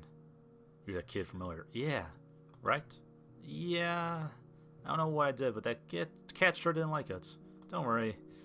Not mad or disgruntled or anything, but can I have those donuts? I'm sort of hungry. Not him, at least. Close the door. This time I oblige, and I step up to the counter. He sets the book down and gives me his full attention. Wanted to, apologize for causing trouble, I guess? If I was prying or something? Don't matter to me. Sorry she got wild. Guess it happens with strays. She's sweet with me. Oh. Did you find her somewhere or adopt her or something? Don't own her or nothing. Comes and goes when she wants. Runs off during the day, always comes back, mornings and evenings. Don't know why. Not like I feed her. I think I know the type. How's your hands? It wasn't a deep scratch, it's the principle, you know. You think you know someone then? So how'd you know Mason? You see her? Oh crap, he's sharp. Oh, are you related? I see the resemblance. Same grunt and all. Didn't know it was genetic. My granddaughter. Didn't answer my question. Really can't figure out how he feels about it. Is he worried about her, angry, excited? I don't know. He's even harder to read than Mason. Oh, I didn't know. We work together. Work together. Yeah, she's really cool. I like her a lot. Usually. So that's what you're calling it now. Work. His already frosty demeanor ices over. The way he stares at me makes me nervous. What I say is because I said I like her, I didn't mean like that. Well, not really. Oh man, I gotta get my thoughts together and... Yeah, though it's also fun, another useless delinquent, huh? Like her. What? Causing trouble for decent, hard-working folk. That's your idea of work. I mean, she's a chef. I think you have the wrong idea. I work at a cafe. What'd she do? What do you mean by delinquent? He studies me for what's probably the longest minute to exist in eternity. I'm not even sure if he's gonna say something, or if I should say something, or if I should even move. I shouldn't move, right? If I ran away, I can never come back, and I never learn more about Mason. I'd give anything to have someone break this awkward moment. Probably anything other than that. The worst possible someone has shown up. There she is, hackles raised. Huh, not like her to show up at this time of day. I better go, sorry. I don't even have time to hope that Mason stayed behind me because there she is at my feet. Should have known you'd come back. Meddling again. What, you come back to finish the job? I show off the bandage with a sneer. Her tail pops up like static. Don't do this, not here. You want to talk so bad, we'll do it at the cafe. Fine. It's a long, silent walk back. Curiosity overtakes my anger. What happened between them? I'm sure it's something to do with that delinquent stuff, but... Don't know where to start. The bits and pieces of possibility swirl uselessly in my head. We head straight to the basement, barely sparing a nod for Hayes along the way. At least he didn't try to say something. Wouldn't have known what to tell him. Look, sorry. Don't know what to say, but I mean it. I'm sorry. I really panicked. Wow, she starts right out with that. It takes some wind out of my sails. She's not defensive or combative anymore. Please stop pushing. You aren't gonna help. I sort of barged in and messed stuff up, huh? I'm sorry. Is there anything I should know? For stuff like this, so I don't put you in a bad spot? I don't know where else you'd go as a cat, so maybe it won't come up again. Just there. Just don't go. It's gonna just cause problems. Are you still gonna go? Can't see him any other way. Grandpa, why not call him? I bet he misses you. You can explain what you're busy with work or have another job or invite him to... He wouldn't come. I'm sure he would. He could close the store for lunch, or I could cover the counter for him. I'm sure you'd make time for his... No. He doesn't want to see me. What? Why? It's none of your business. Well, cool, thanks. Just don't go. Come on. I care about you a lot. I want to help you. At least be there for you. It's really hard when you won't tell me anything. I reach over and put my hand on hers. She's gonna pull away in a second, I know it. But she doesn't. Aww. You said it was nice someone wasn't afraid of you. So here I am, not being afraid. Prying. I'm super noisy. I want to know more about you. I slip my fingers between hers. She looks away, but attentively locks her fingers with mine. Aww. We're getting to the romance part. We used to be close. Me and her? Oh, Grandpa, right. Sorry. My mind was on something else. Wait, she's actually talking about it. Focus, okay. Squeeze her hand in encouragement. Grew up with him. Right above the corner store. We'd bake for the store together. It was nice. When I got older, we stopped talking. Think he didn't know what to do with a teenager. Maybe I reminded him too much of my mom. It just turned into fights. That's all we did after a while. I started skipping school, making bad friends, getting into bad stuff. He's not stupid, he knew. We got into a real bad one, and I left. Just took my stuff and left. Oh, Mason, I'm sorry. That's what it is. Can't change the past. Drifted for a while, then I thought, hell with this. I'm going to show him wrong and get a real job. So I came here, and I love it, but hard to come back, you know? Can't talk to him like, well, like that. Want to check him on one day, so lonely. Real happy to have company. Started talking to me, cat me, more than he had to human me. First was about his day, aching knees, what a customer said, but later it was me. Said he missed me, but it was too late. I want to stay with him whatever way I can, even if it is as a stray cat. If he said he misses you, couldn't you talk to him? It's not that simple. You saw how mad he got when you said you were my friend. Oh, you saw that. So, you know, I think he misses me like I'm already lost. It's fine, I can look after him like this. Better than what we could have done better than what we could have had if I was human. Okay.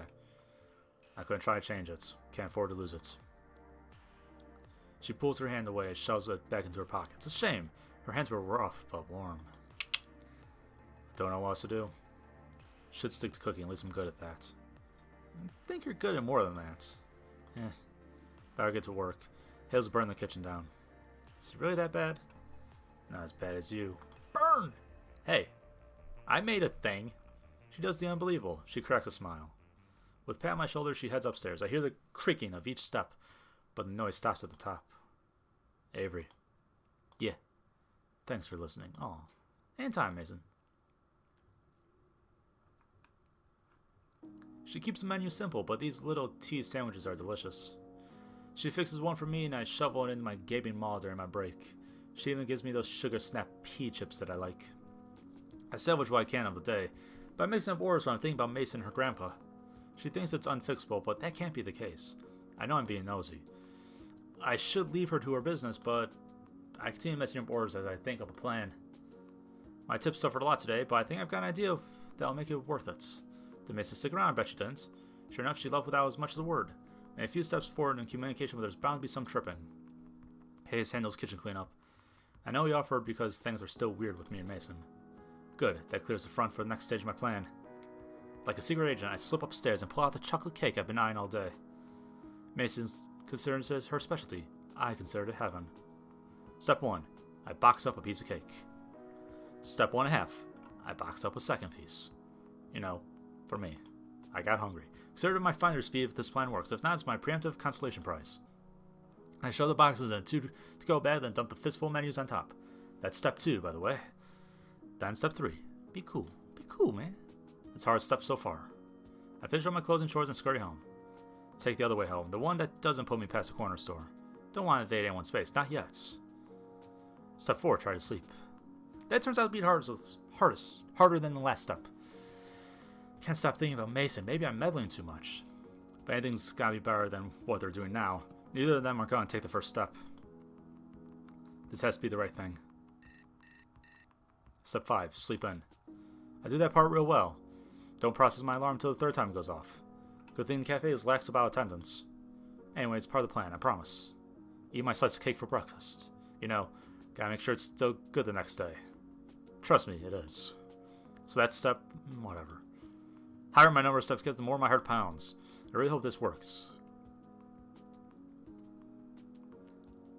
Okay, the actual step 6. Once I'm 100% sure Mason's left for work, let's sleep in part C? Yeah, I had a plan. I slip into the corner store. Sure enough, our grandpa's there, reading the paper. He glances up with scowls and returns to the sports page. Here goes nothing. So, we got off the bad foot there. I want to clear things up. I care about some old man's opinion. Don't care about you one way or another. But I care about what you think I'm doing. What you think Mason's doing. I see where Mason got that glower from. Sends a chill down my spine. Get out. I can do this. I can stand my ground. Okay, I will. I just want to give you something first. It's from her. From our work. I put the to-go bag on the counter and scooted toward him. It's from yesterday, so the icing's a little crunchy, but still good. Should know I had some. Or not for that piece, of course. I include menus if you want to see what we do. It's a cat cafe. If you like strays, you might like our cats too. I deflected his glare from me to the to-go bag. He stared so hard I think it might catch fire. I put the menu next to the bag, but he doesn't move. His gaze sneaks over the menu. I guess it's time to next step 7. Withdraw coolly. Okay, that's all. I'll go now, like I said. Bye. Yep, that was cool. No use worrying anymore, I guess. I complete my big plan. Final step is see what happens. What I'm always thinking, is he happy that Mason's got a good job? Does it matter if he's still mad? Hope I did the right thing.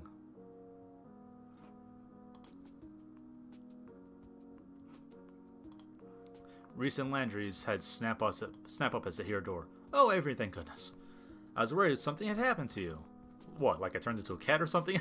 Don't be weird. 2 tardy workers in a week. I'll talk to Grace about tightening that absence policy. It's no big deal, Reese. It's as long as nothing happens. You okay, Avery? Yeah, sorry. I slept through my alarm, but I'm here and ready to go. Well, it's not entirely a lie, right? Mason's here, right? Everything okay? Yeah, I thought she was getting sick yesterday, but she said she feels fine. She's just making some amazing pumpkin soup today. You should try it. Don't dip your grubby paws in Stock's pot until you're on break. Yeah. Beyond that initial fuss, it's a quiet day. I'm making it feel 10 million times longer by spending my time staring at the door. Is he going to show up? Is Mason going to get mad if he does? Urgh. Ah! I was so distracted I almost tripped over Mariana. At least she's looking out when I'm not. Sorry, buddy. I gave her some extra catnip in apology, but I should know by now that starts a feeding frenzy around these parts. For I know it, I'm up to my neck in cats.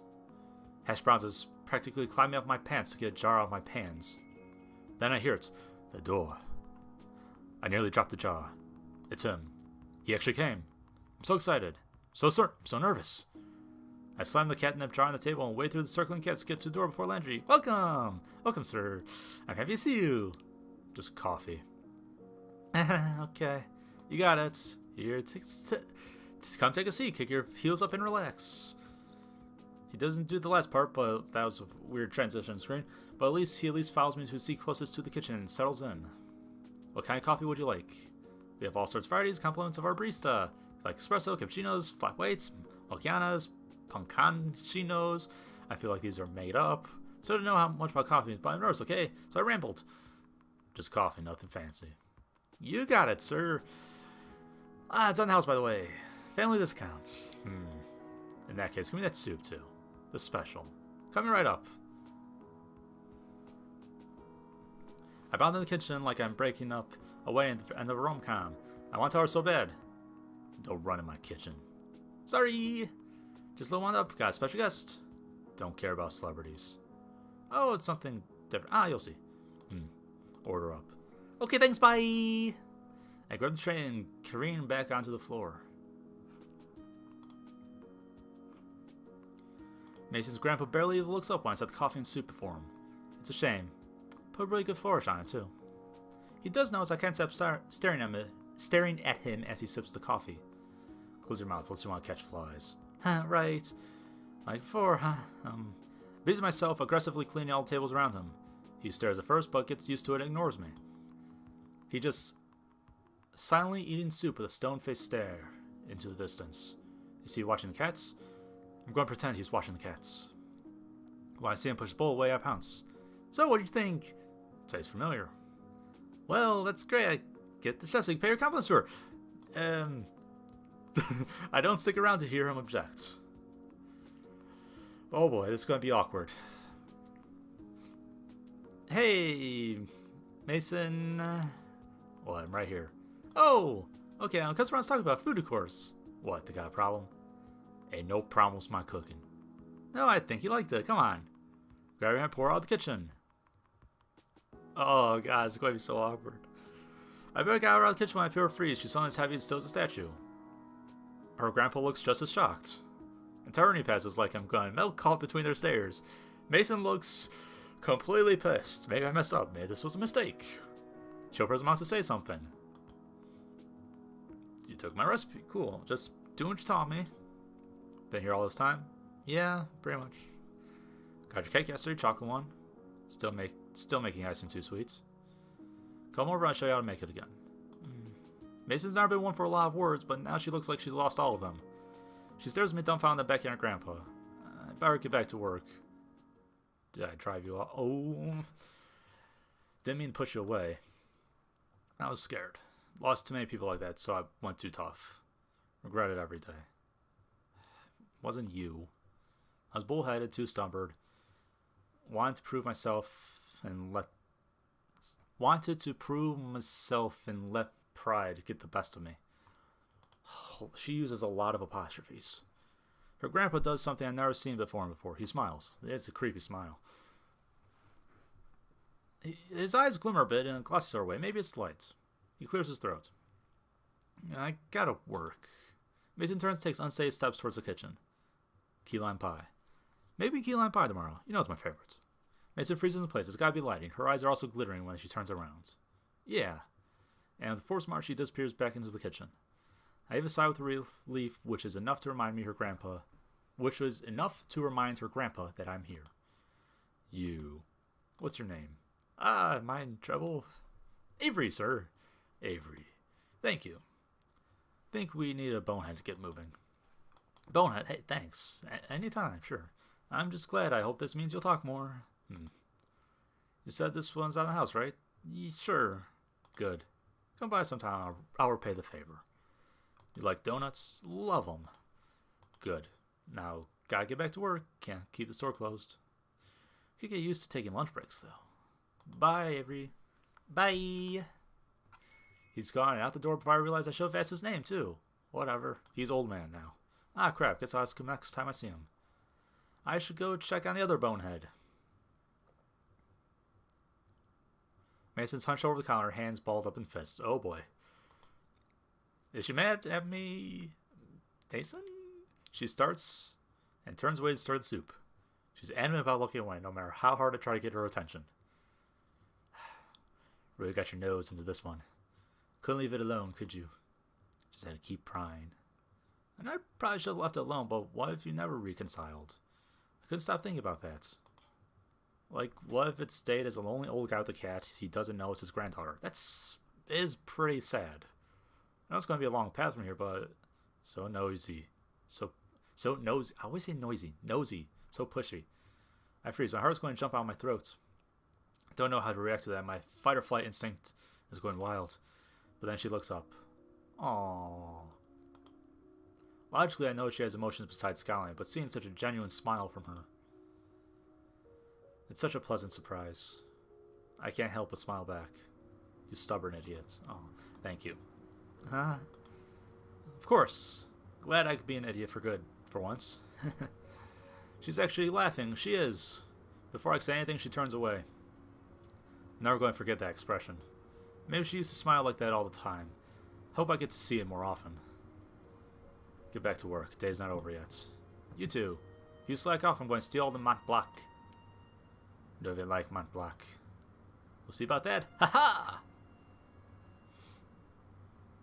I stupidly putter around for the rest of the day. I barely register what's happening. After a stress drain like that, nothing else could possibly get me all worked up again. Mason calls me in the kitchen at the end of the day. I bet she needs me to lend my muscle to scrubbing the soup out of the stock pot. Wait, I'm the worst person to ask. I have negative muscles. Instead, I see her at the counter with 2 to-go bags. Huh? What's all this? Couple of things. First, cookies for Granddad. Will you go with me to take him to him? I can't carry him. Oh yeah, you're going to hang out there after work. Of course. Second one's for you. Made your dinner, so stop ordering takeout. You're going to get scurvy if you keep eating nothing but pizza. Scurvy. Ah, thank you. Pizza contains all the food groups, so I'd be fine, but I appreciate it. Pizza's like a salad, okay? It has your fruit because it has tomato in it. It has your dairy. It has your protein. It has your grain. It has vegetables. It has everything. There's one more thing. Before I can even move my lips to form a question, she grabs my shoulder and pushes me into the wall. She's not too forceful, but it doesn't stop the pathetic yelp of surprise as I make impact. Is this going where I think it's going? Hell yeah. Yep. She needs to bend to kiss me. But I like that. I like all this a whole lot, actually. Her kiss feels like she's trying to force me into the wall. This is going to be a lot to keep up with. But I like that, too. Come on, let's go. She pulls away and drops the to-go bags in my hands. Her steps take her to the threshold door where she stops, waiting for me. You got it. I barrel out the back door. A moment later, I feel Kat land on my shoulder. I don't know how she jumped up that high, but it is Mason. She's capable of everything. Alright, to Grandpa's. Can I call him Grandpa?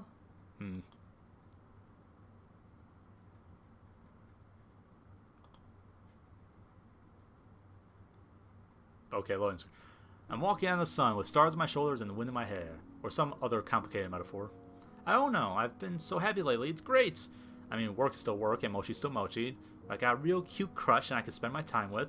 I'm starting to get to the bottom of this magical curse thing. Mason still hasn't. She spends the next couple days in cat time at her grandpa's. I'll get why she doesn't pull an all-nighter or break the curse already. Then she could see him as a human instead. But what do I know? I've already meddled enough. Anyway, it's not that she's not studying. Since I brought the book in, I catch her reading from time to time. Usually it's right before she catches me sneaking a little snack. I like to sneak kisses too. That's a whole other thing. Haha. Every night's a date night here. She teaches me how to cook dinner, and I read to her as we eat. It's nice. Tonight, we're getting a late start. Hope she stops messing with the stove soon. I'm getting hungry. I'm getting hungry too. I'm starving. What time is it? It's 1:15. Oh my god. Is it broken or something? Crappy old thing. Pilot's out. Oh, that's bad, right? We'll turn on without it. So, definitely bad. She disappears beneath the stove. There's some rustling, some clanging, and a snap. Not like a broken snap, a finger snap. Then, Mason's back. What's she so pleased about? Better. Oh good, what'd you do? Snaps again and... Wait, does sparks shoot from her finger? She can use magic! Little trick I picked up. I hit her playfully on the arm. God, her biceps are steel cables. Mason, oh my god! You're holding out on me. When were you going to tell me about that? What, this? Now you're just showing off. A tiny blue flame leaves from her hand. Need that pilot alert. Oh my god, let's make something extra delicious to celebrate.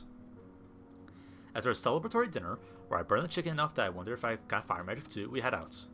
And then... Want me to give you a ride to your grandpa's? Now walk. Alright, you go on ahead. Mason steps out of the cafe. She doesn't transform. Huh. What? Don't just huh? What'd you do? I don't know. Broke it. Cool! You did it! We did it! Oh, look at her. She can't hide that smile from me. Okay, well, let's celebrate. I'm going to walk with you to the store.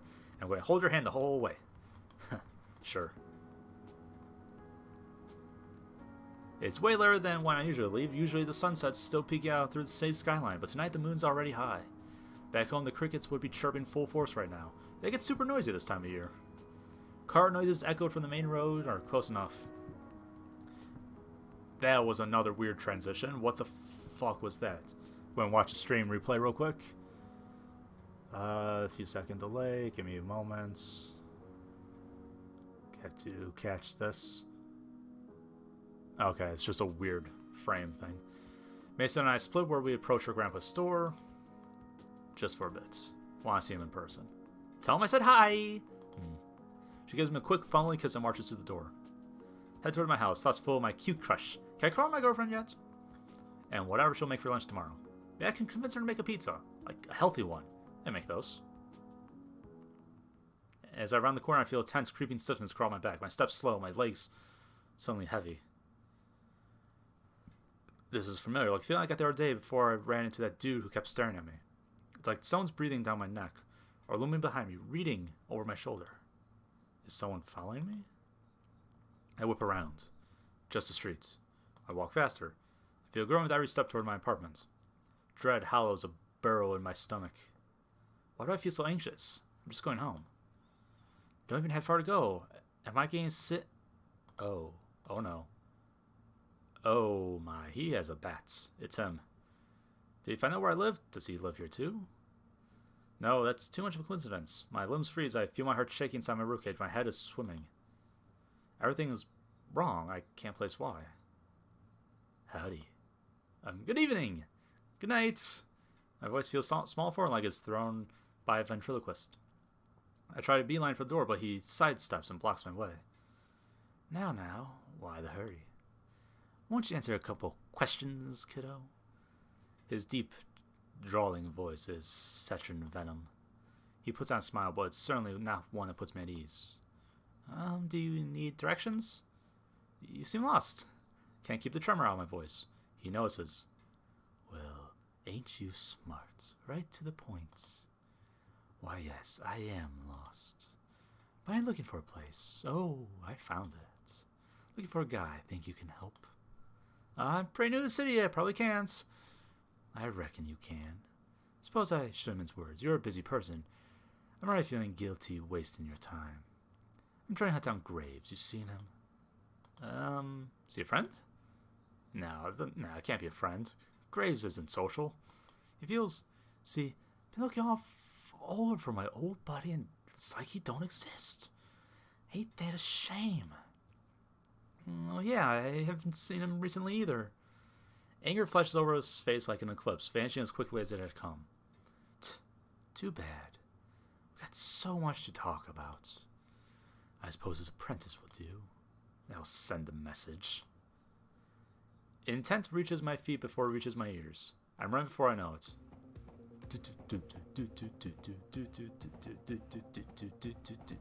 Intent, I'm not dumb enough to stick around and find out what he means by send a message. I don't look behind to see if he's following. That would slow me down. Dude, use metal bending on the bats. I just have to run like I'm being chased, even if I'm not. Ping! I hear a sharp noise behind me, like a metal bat hitting a home run. My foot gets stuck. On what I don't know, but it's ground and stays there. The force knocks me over and twists my ankle in a way that shocks pain up my leg. Ugh, that's painful. I've seen stars and want to crawl away, but I can't. I'm going to speak to Graves about your manners. Let him excuse yourself. What a rude little kitten. I look down. My foot's covered in rust. Rust? His move is molasses, like he's enjoying a stroll through the park. I crane my head over my shoulders to see him, but it's hard from this angle. If you'd been polite, we wouldn't need to fight. Didn't want to hurt you, kitten. I only need a couple answers. If we want a duel, I ain't gonna complain. Promise you won't run away, eh? I won't play you dirty if you don't. I don't think I could break this rust without breaking my ankle off. Feels like it's already broken. Tears sting my eye.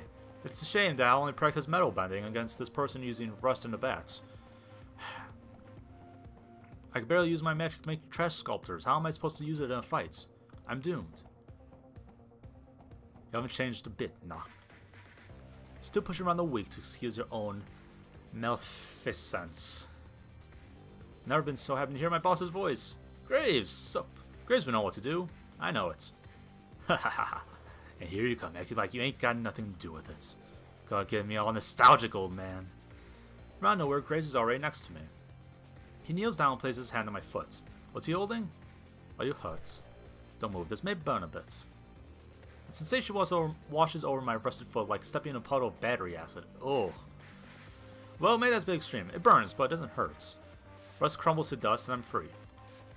I flex my ankle. It doesn't feel great, but I can at least put weight on it now. Suddenly a sword. Graves stands between me and that. With a flourish only Graves could accomplish, he pulls the sword from his cane. What a perfect weapon for him.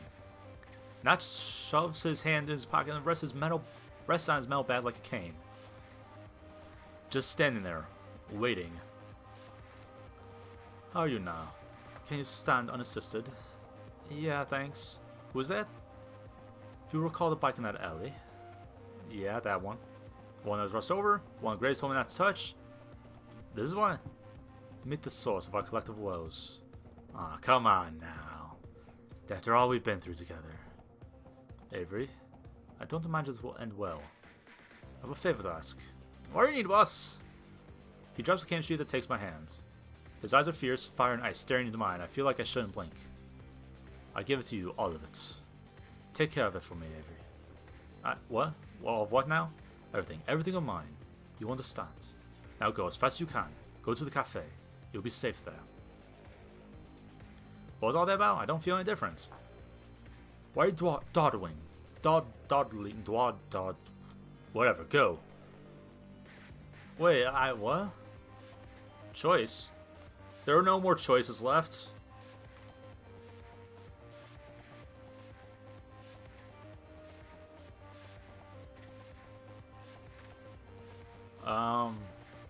Save. Save. There are no choices left on the walkthrough. Which one do I go to? I don't know. Avery doesn't know how to fight. I'll run away. Don't you worry, kitten. I'll catch up. Ha!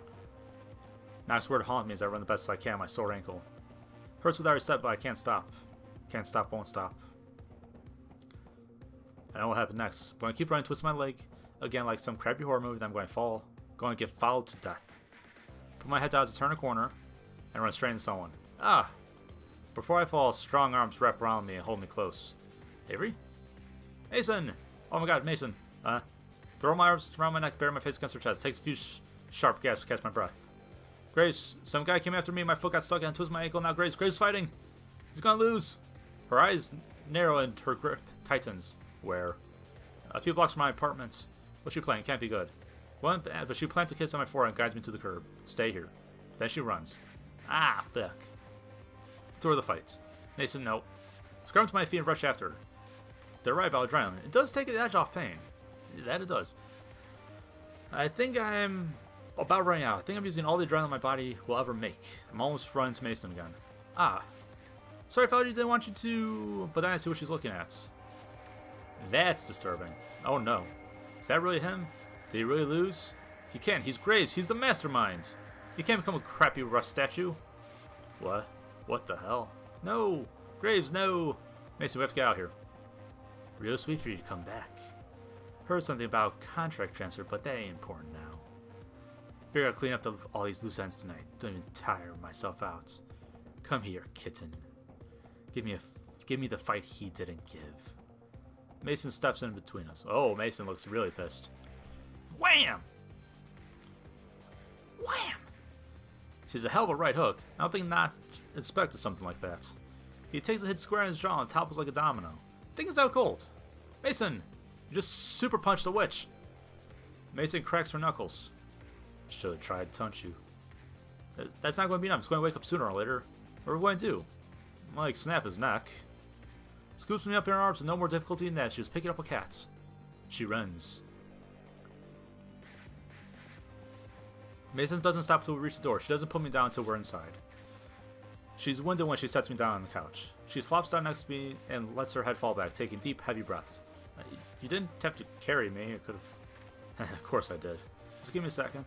Okay. I'm going to lock the door and get you some water. Holy crap, now that I've had a few minutes longer than catch up, my ankle hurts like hell. Try to hobble to the door, but it flies open before I have a chance. I heard myself fight a murderer armed with a bat, but it's... Finley? You guys! Oh my god! The curse! She grabs my hands and does a little dance, so stops with why wins pain. Ooh, sorry, sweetie. You okay? Did you twist your ankle? Yeah. You know, Graves died, so whatever. So what's this about? It's broken, raw human again. Of course, I'll miss my jelly donut fame, but I'll live. Ooh, I'll start a new vlog. What's wrong? You look really messed up about it. It's Graves. The curse might have broken because something happened to him. Graves! What happened? Where is he? And suddenly everyone's here. The curse must have broken for everyone at once. This should be good news, but... Oh, Reese, it's bad. He's still out there, I think. So out there where? He launches, but Mason intercedes. Stop. She's injured. What happened to him? You have to tell me what happened. Someone attacked us. I have no idea what, but he had a grudge against Graves. His name was Notch, I think? Don't know who that is. What happened then? That Notch guy, I think he beat Graves? Reese clutches at his chest. He looks like he might fall over and pass out. I reach out to ease him to the seat, but he swats me away. I knew it. Knew he was going to get in over his head. I knew another witch was on his tail, but he told me to stay out of it. Damn it, I could have helped. Why didn't he let me help? Reese sinks into the couch and slams the armrest with his fist. Being on furniture isn't going to do anything, but that helps him feel better. He sinks his fingers into the cushion and looks hard at the floor. His eyes gloss over. He's holding back tears louder than he's got. I feel really bad. For all his blustering, Reese really admired Greaves a lot. Graves. I keep saying Greaves. It's Graves. I think he was the only one of us who really did. Guess now after Graves saved me like it, I kind of do too. Too little, too late, I suppose. So, Now what happens? What do? We avenge him. Of course. We kill Notch. Whoa, okay, calm down. That's a bit extreme. Oh, it's fair in a duel. If that's what this guy wants, that's what he gets. When he comes for the cafe, I'll take it back from him. Comes for the cafe? Why would he do that? When Witch defeats another duel, they take the loser's property. Well, if beat me to get it. Yeah, about that. If that's how to kill him... Now Lange's one who looks pissed. This guy's scary. I've never seen him do anything but laugh and smile before, but so it's almost trying to see Reese cry. Magic is a scourge. This always happens when we get too close. Reese's head snaps up. What do you know about magic? You haven't studied. Hayes raised himself wide eyes, his mouth pursed, like the conversation is a game of double Dutch played with live wires. What is it? Why does everyone keep talking about magic? Was Graves cursed too? He must have been, right? That sounds so unreal still. Are you sure it's magic? You were literally turning into a cat. Of course it is. How else would this be happening? Seriously. He was too strong to get cursed. The part was just us. But wasn't too strong to not curse us. Does that matter now? He's gone.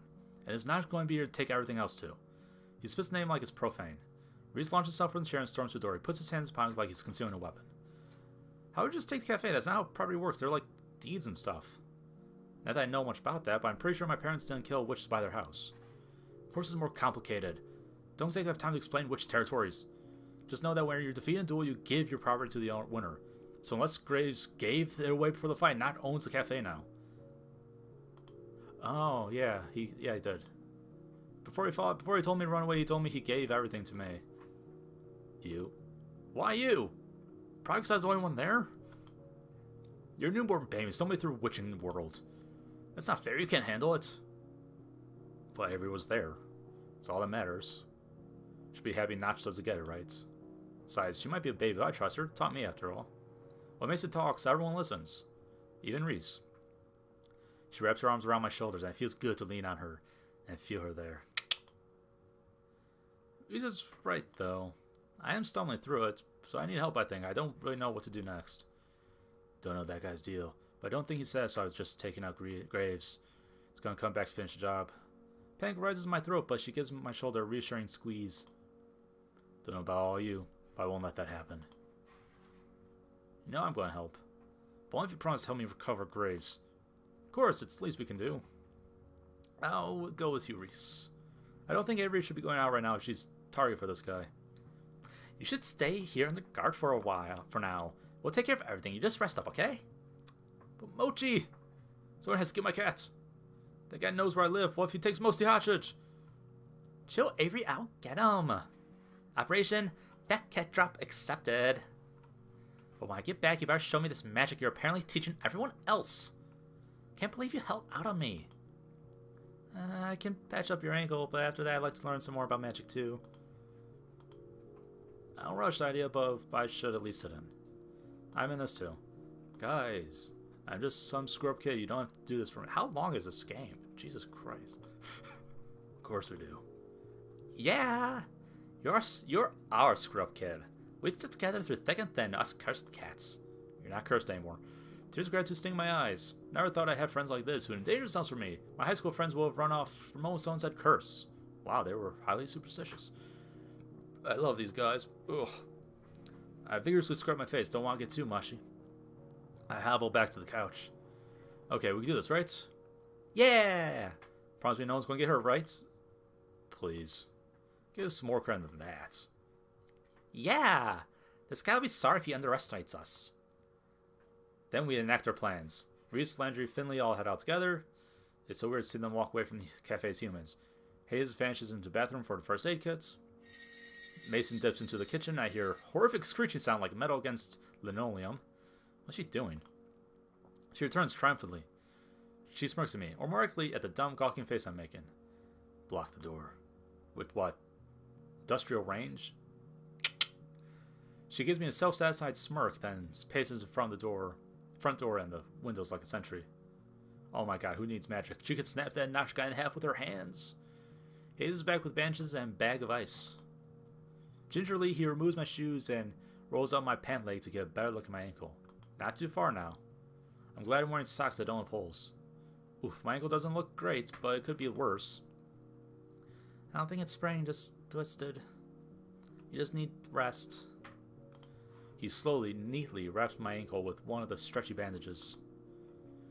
When he pins it in place, it's like a pro's work. A professional ankle wrapper? Do you know a lot of first aid, Hayes? You're way calmer than I expected. I studied in scouts. Injuries and things don't bother me, never have. Nah, everything makes me feel anxious. Oh, thank you. I'm glad you're here to patch me up. He smiles sheepishly, but averts his gaze to the ground towards the ice pack. He props my foot up on one of the big, puffy ottomans, then places the ice on my ankle. Oh my god, does that feel good. Now just keep elevated and rest a little, and take the ice off in 20 minutes. Thanks again, Dr. Hayes. I'm gonna go to make some coffee. I think everyone will need it. I stress snap once Hayes goes back upstairs. Sometimes I need a system shut down before I can think straight again. I think even the cats know something up because they all swarm me. I've got two on my lap and the others pile around me. It's soothing to hear them and feel their little paws stretch out at me. I hope it's helping them too. I feel a hand gently brush hair from my face. I don't need to open my eyes to know it's Mason. I sigh and wriggle further down into the couch. Oh, she doesn't sit. Instead, she kisses my forehead, and I hear her step back to the door. Back to her vigil. I should wake when the door flies open. Is it Notch? Did he come right through the front door? Can witches come in uninvited, or is that vampires? Oh, it's Finley again. She bounces up to the door. She bounces the door against her hips since her hands are full of cat carrier. The fussy lump inside is unmistakable. Unmistakable. Wow, you are so whiny. Hold your pants on, baby. Mochi! Did you have any trouble? Is everything okay? It's fine, though I had to lure him into cat care with treats and I hated every moment being in there. So, same as always, okay. That's good. So how about it? Should I unleash the beast? Yeah, go for it. Mochi, if you cause any trouble with the other cats, you're going to go right back in, guys. He's going to choose now to start listening. Finley opens carrier and he shoots out like a furry cannonball. Then he stands there dumbstruck.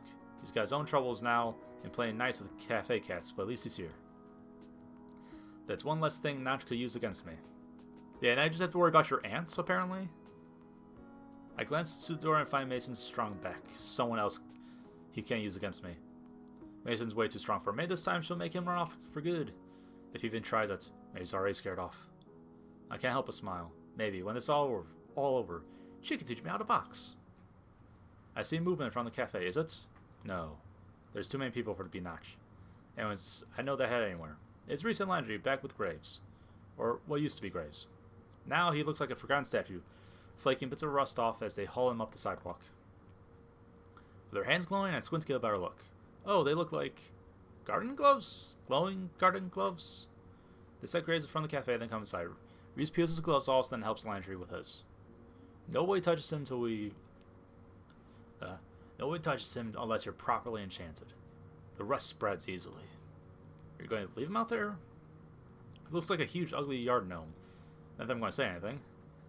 Can't risk the cats coming over to investigate. They might touch the rust, and Reese said it could spread to them too. The cat take him upstairs. Dracula will be at risk. Dracula? Poor Dracula. I know she'll be heartbroken. So, now what do we do? We get ready. Who knows? Who here knows a thing or two about magic? I mean, I know two of us here have learned a thing or two, but we're hardly experts. So we'll do the best we can to teach you, though. Speak for yourself. You can't teach me anything I don't already know.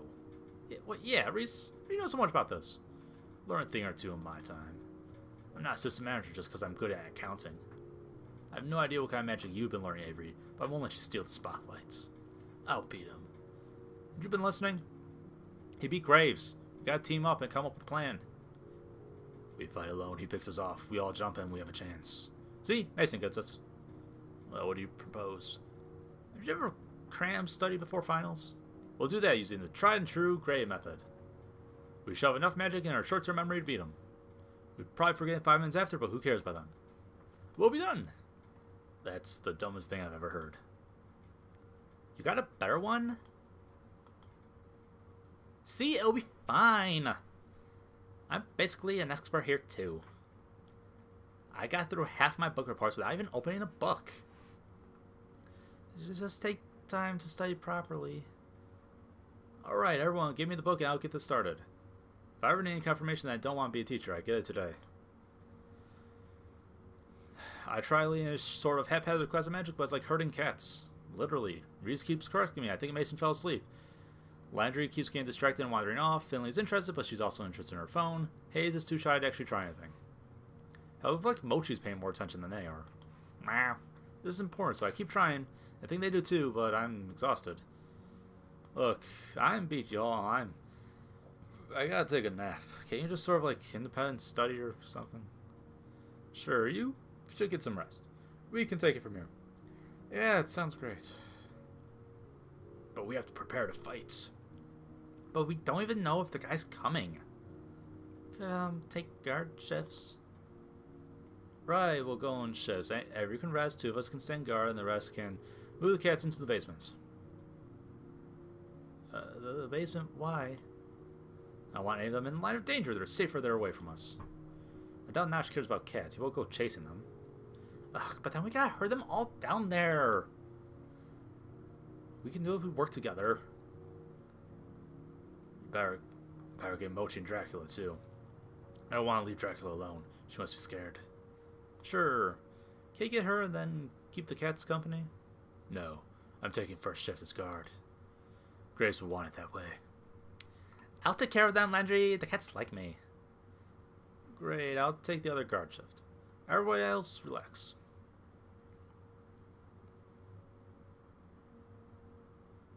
I'm surprised Mason doesn't volunteer.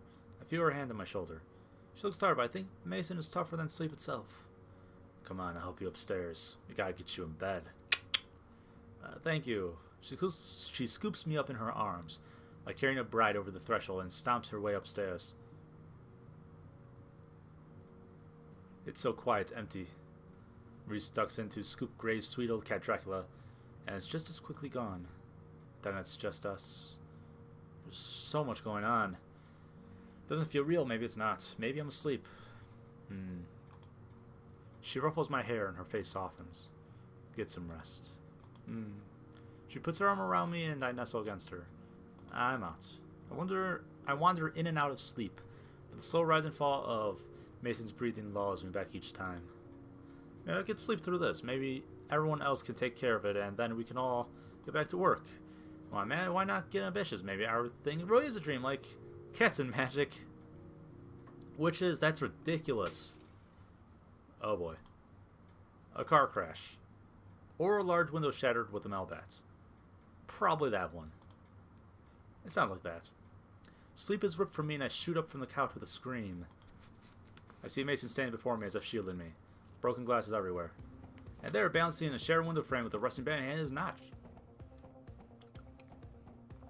Knew you squatters were here. This damn thing, let me tell you. Here I am, trying through my cafe. You know what I found? A bunch of wards. Do you believe that? On my territory. I can't think. I don't get this. How do you get up here? How's he bouncing like that? What am I supposed to do? Of course, I should have thought of it. Of course Graves could give my property away. The hell wouldn't he? Ain't like he plays fair. So I say to myself, I bet he ain't armed this floor. Classic mistake, yeah? And would you know it? He ain't got him up here. Lucky he didn't get robbed, bless his heart. Step in. Go on. Dare you. Calm yourself, Missy. I'm talking basic security stuff that scourges irregular crooks and what have you. Turns out he only forgot to ward his windows.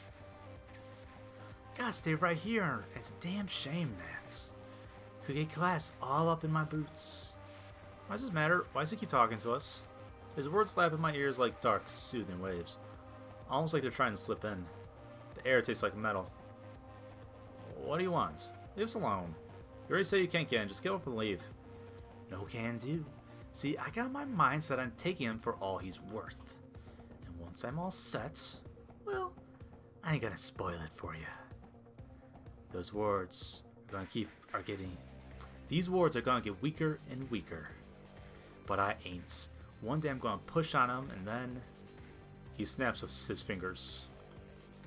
Poof. So let's negotiate. How about you give up and give me the building?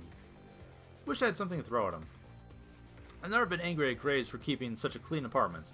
I can't make any magic like this. Gotta think fast.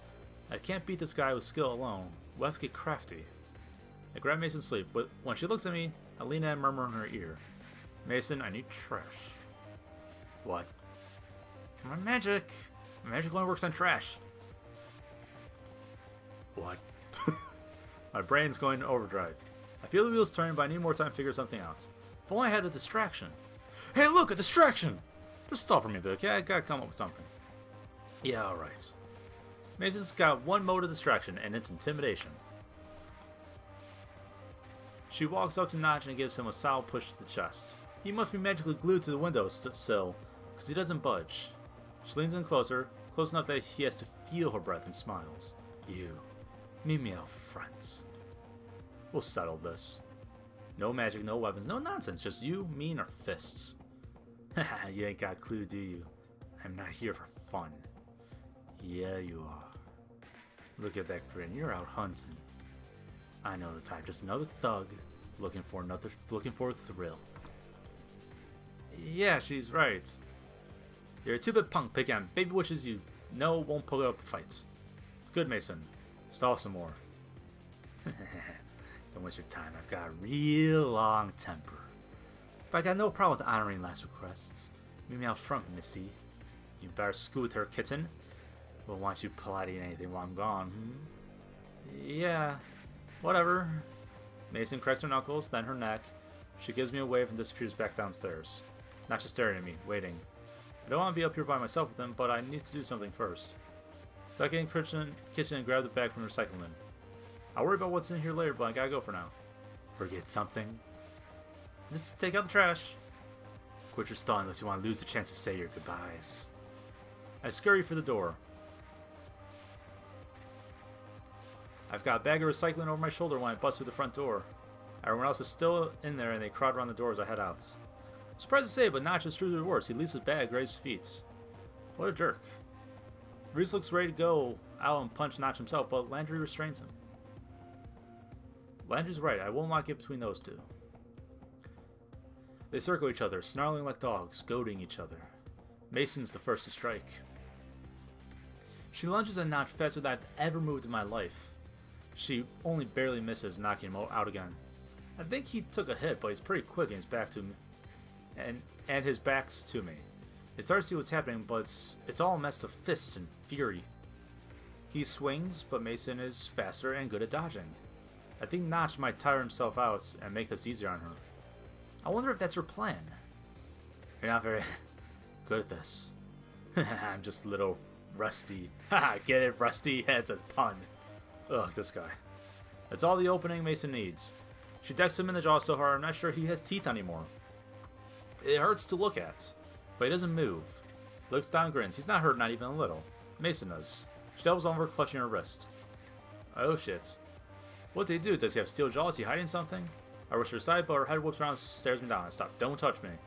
Or I guess why she opens her hands. Her other hand's frozen in a fist. More accurately, it's thrusted shut. You said no magic. I lied. Blah, blah, blah, blah. If I don't do something quick, then we'll have 2 rest edges from the cafe. 3, probably because he'll come for me next. I can't let that happen. I can't let Mason get hurt like this. I reach into the cycling bin. Here goes nothing. I'm going to use magic, so can I. I pull out a plastic jug and use my magic to wrap it around my hands. I hurl it into something more substantial, something sharper. I try my best to at least make it look a little cool. I don't know if they'll make full-arm brass knuckles. I think I just made this up. If they did, they sure as hell wouldn't make them out of recycled plastic. But hell, I don't have any better idea. Let's go. Come on. Come on. Whoosh. Float like butterfly, sting like wannabe. Well, unless you count that time in 4th grade, but now's not time for semantics. I'm counting this as my first actual fight. Plastic magic ain't plumbing, kitten. It don't work that way. Graves should have taught you that. Well, bitch, I'm self-taught. You don't think it fights, right? Just go on guts and instincts, right? I hope to anything listening that I'm right and that I throw a punch. It's how I fight. What was that? Oh, you're too much. He just walks by me chuckling. Straight over to Graves and to his bat. He picks up bat, points in the distance like he's calling a home run. I gotta do something before this kills me. Too cute. Let's end this, yeah? He swings the bat softly like he's playing t-ball instead of hardball. All I can think to do is hold on my pathetic plastic bracers and hope it blocks both the hit and the magic. It actually does. I kick his shin, but it had better results kicking a rusted wall. This is pointless. What am I even doing? He raises his bat again. But Mason catches it. Don't you dare touch her. Mason, no! You'll make the rust spread. I lunge pull her back, but it's like moving a statue. I look up and she's not rusted at all. She's fire. A blue flame glows around her hands like a simmering stovetop. Rust crackles away from the metal bats. You know how to loosen rusting bolts? Holy crap, are her fingers digging into metal? And how's she moving her hands? Apply heat. I can see Notch straining to wrench the bat free. She's got him. Wait, he could just let go of and rust her with his hands again, couldn't he? I can't let that happen. I tear the stupid plastic off my hand and melt it into a sticky mess. Then, here goes nothing. I throw myself in Notch and loop the plastic between his wrists and the bats. Try dropping now, scumbucket! Notch struggles to free himself, but Landry and Reese join us, glowing gloves equipped to hold him in place. Mason wrenches her hands away. The rusty bat snaps like a rotten tree trunk. Here, move, buddy. Or wait, can't move at all, can you? But I turn Graves back and promise to leave us alone, or Mason's going to melt the rest of you. Notch doesn't answer. He stares behind us with an expression so fierce, I'm worried that it might also melt metal. It's quite alright, Avery. Oh, sup. I whirl around. Rust falls from Graves in a grotesque crackling flakes. Notch? Leave here and do not return, or else my coven and I will make certain your next destination is somewhere whence you truly cannot return. Before that, humor me, will you? Think Razor's scrappy little army is gonna save you? Cute idea. Good in theory if I know what you are, Graves. Can't say I know when, but I know you're going to stop faking it. You're going to slip. And that's when you'll find me instead. Just go, alright. Just get out here, dude. So pushy, kitten. I see why you both get on so well.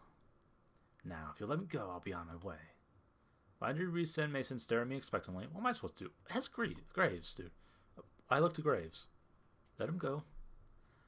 The rust largely came from the bots. He won't be able to make any more for a while. Landry and Reese let go, but like how I'm going to undo the plastic. He can figure that out himself. Oh, he just snaps in half with brute force. Cool. He blows his kiss as he walks backwards. It might be a trick of the eyes, but it looks like he's sinking? With each step he falls further into the asphalt, like he's walking into the ocean.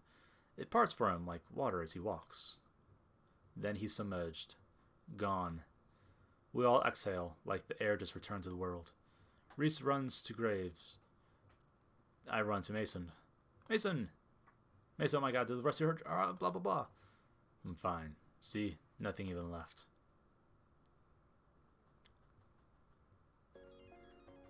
I gave the cafe back to Graves, of course. I don't want to be responsible for that, even on a non-magical level. I'm no manager. He's been helpful around the place. Though he's still in and out as much as always. He seems more relaxed, though, you know? Like he's got less on his mind. I thought Mason would go work for Grandpa, but she's still here. Said they'd drive each other up the wall if they worked together. She also said this place would fall apart without her, probably. She's not wrong. I'd do what I can to help now. She's such a good teacher that I've actually gotten good at baking.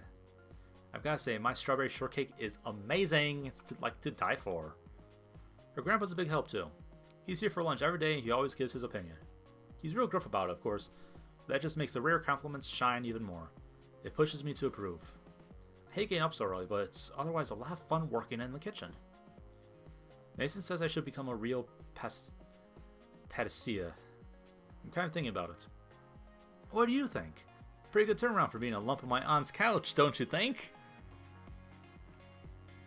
Who are you talking to?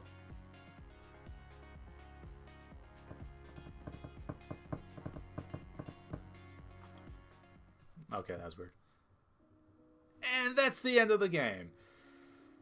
Oh man, that was actually pretty interesting.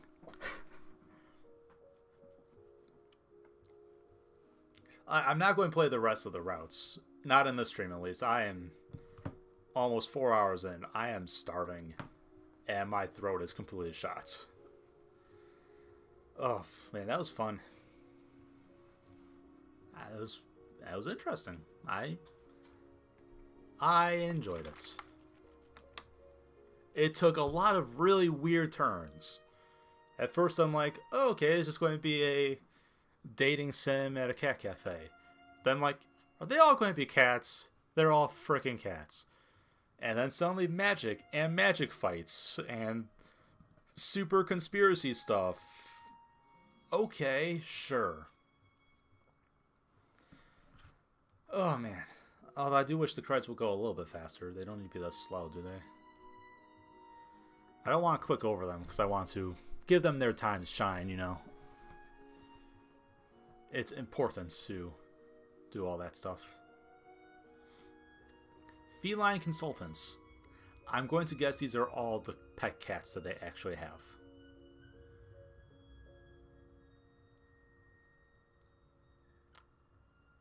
Anyways. Not bad soundtrack. It's not the best soundtrack, but it's not bad. I like that too.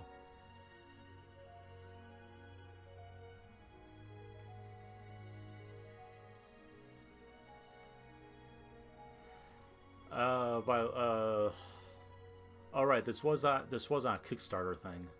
I didn't Kickstarter it, but sorry. There were 1,087 people who Kickstarted it. Not bad. $20 game on Steam though. Let's see. There are. How many routes were there? So that was once 5 or 6 routes for $20. That's not bad. 4 hours each, let's say. Oh, now the coffee is just going to be Mason's face. And if I did the other ones, they would rotate between them, I guess. That's cool. That's cool. I like it. Okay. So I'm going to stop the stream here. And I'm also going to stop the video because it's going up on YouTube. So thank you guys for stopping by and watching this. If you like the video, do the thing that does the thing and lets me know about the thing. And until next time, bye-bye.